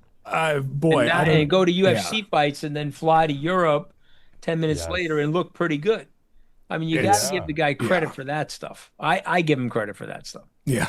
It's I don't look that good after flying to Europe, and I didn't even. Me either. I'm not even the president, you know. Me either. Yeah, he did catch a nice little cat nap at that UFC event. I don't know if you saw it on the side. They caught him sleeping for a little bit. He's good at kind of sneaking those in. And at the Game 3 final game, he was like this. At the Game 3 final game. He reminds me of like everyone's dad. I remember my dad. Like, your dad's so tired, and every time you watch a movie, he falls asleep. He's like, I understand, I get it. And what did you think of that fight, by the way? I don't know if you watched that spectacle at all. It was something. I watched it, you know, and there's obviously two sides to it. Some people thought it was garish and the misuse of the White House. I'm going to say something different. It probably will surprise you. I would say about that the president, like him or dislike him, he understands the culture. There's a very large group of people in the culture. And if you are looking for a low information voter, which is typically a male, 19 to 30, that generally has a low level of interest in politics, put the UFC fight in the back on the south lawn of the White House and watch how people respond. And I think the Democrats, if they want to stay competitive, have to understand that part of our culture. And this guy, Graham Plattner, who has won the nomination for the Democrats up in Maine, he's got some freaky deek things in his background, but he is like a MAGA person to a lot of people. And I think that's something in our culture that we cannot ignore. I think it'd be dangerous to ignore it. Yeah, agreed. It's also just yeah, I was just as an add-on to that. I mean, it's hard to look at some of those images too, and not be like, hell yeah, like, you know, USA, baby, you know, like it's the flyover with the flag and the eagle coming in. I mean, I mean, it just makes you feel patriotic. Like, it's just cool. I mean, hey, Teddy Roosevelt had boxing. I'm with you, and I think criticizing it makes people look stupid. It makes them out of touch with the culture. Yeah, I don't know about you guys, but a couple times I would just be like, America, fuck yeah. Like, just during the middle of it, really got me pumped up, for better or worse. You know, what are you going to do? I'm right there with you. Okay, so this one, we'll take it in a little different direction, bigger picture question. The Epstein story. Boy, it seems to, you know, keep recycling. There's redactions, non-redactions, but the full unredacted version has not yet seen the light of day. Yeah. Do you think we ever get it released, No. or let's say getting the Epstein files full unredacted version released in our lifetimes to the public? Mooch smooch, or no smooch, it's not happening. Well, mooch smooch meaning it won't happen, or, you know, because it was Yeah, not going to happen. Yeah, So okay. whatever the designation is for that, it's Perfect. not happening. Yeah. No smooch for you. No smooch for you. No. I'm smooch not seeing that one. I should have just made it smooch Nazi. That's better. I think we'll get more alien drops probably before we get the Epstein. Yes, exactly. No question. Let's right, not right go when down you that think you're rabbit going to hole. get an Epstein drop, there'll be another bomb drop somewhere. No way. Yeah. You're never seeing the Epstein file. Yeah. Well, Anthony mentioned aliens earlier in the show. I don't know if Walker saw that. My antennas started poking up. I was like, oh, we're going to get into this, but maybe that's for another day. I can talk aliens all the time. I know we're running a little short on time here, they guys. exist. So I think, Guys, you know they exist. I know they exist. The question is, tell us more. They exist. Come on, we're not stupid. You know. Look, let me tell you All right, something. When the windows open and you hear clippity clop, it's a horse. It's not a zebra. Don't overthink it. You know, Steven Spielberg's trying to give you the heads up. He's trying to get you conditioned for the reality of it. It's okay. I think the bigger message, which is it surprises me that they won't allow for this, but the bigger message is they exist. They probably have existed, and they generally have not interfered with life here on Earth, and probably tells you everything you need to know. It's nothing to worry about, I think, is the central message. All right, I got an impromptu one for you really quick. You got me going here, Anthony. Mooch smooch or no smooch for you? Aliens are just future humans checking up on us, and they're the ones that brought us Bitcoin because they knew we needed sound money in the future. Yeah, I gotta say no smooch on that. I don't think that's it. No smooch for you. That's it. All right, Walker, I think we got one good more. theory. I don't think that's it. Okay. I feel like we're a zoo for them. We'll see. Okay, last one, then we'll get you out of here. Really appreciate you sharing your scarce time with us. It's my pleasure. It's been a lot of fun, guys. Thank you for having me back. This was a blast. The last one, I got to ask you before we go, the last mooch smooch. Bitcoin to 1 million infinitely printable Federal Reserve notes by the end of 2030. Mooch smooch or no smooch? Yeah, I think that's happening.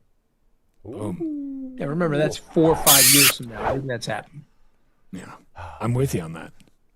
Well, just hearing Anthony, you say that, Anthony, makes me want to give you a mooch smooch. I love it. Let's all smooch it out, because I do think that's happening. And by the way, it could be off by a year. It could happen in 5 years from now, 31. It could happen in 32. It's going to happen. It's not staying here. Yeah, I'm with you on that. Well, Anthony, it's too tight of a product. It's not that liquid, guys. It's a smallish product. Yeah, it's going to happen, and it's always happening when we have you on the show, Anthony. So we want to thank you so much, Walker. Hopefully, we'll move the market, guys. Yeah, my DCA is the legend. Yeah, no, just thank you for the time. Appreciate you sharing your insights with us. It was really great to pick your brain. Great to be on with you guys. Us at Roxom. Thanks for coming back on the on old RoxomTV. It's great to have you. You're looking good. Both of you guys are looking good. I'll see you hopefully soon. Please invite me back. Right back at you. All right, thanks so appreciate you and your time. And thank you, Hank, as well, for joining me here for the last hour of the show. Great to have you. And I'll be seeing you again on Thursday. And then I believe you're off Friday, so they'll be seeing me instead for your show.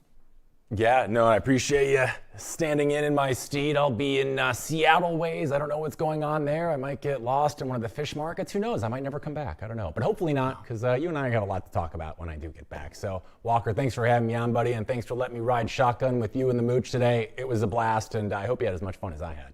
I sure did. The Mooch Smooch was a good game. Got to give you all the credit for coming up with that. That was a fun time. Great to pick Anthony's brain. Could have gone for a couple more hours, and I feel like we had a lot just on aliens to talk about. We should have gotten into that sooner. That was our only downfall for this show, Hank. I don't know if you could tell. I was like, oh. I know. For me, it's just trying not to talk about aliens most of the time, because I'm like, if I do this, now we're going in deep. Like, yeah. But next time we'll have to do it, an exclusive. Absolutely. But Hank, thanks so much for joining. Appreciate it very much. I'll see you on Thursday. And everybody, thank you guys for tuning in. Again, my name is Walker America. I am here with you on RoxomTV every Tuesday from 1 p.m. to 4 p.m. Eastern Standard Time. You can also, as I said, catch me on Hank's show on Thursdays and Fridays. We co-host that show, and I'll be taking over it completely this Friday while Hank is out of town, so you won't want to miss that. But thank you all for sharing your scarce time here with us today on RoxomTV. We appreciate it. We appreciate you. Make sure to like, follow, subscribe, and all that jazz. And until next time, stay free.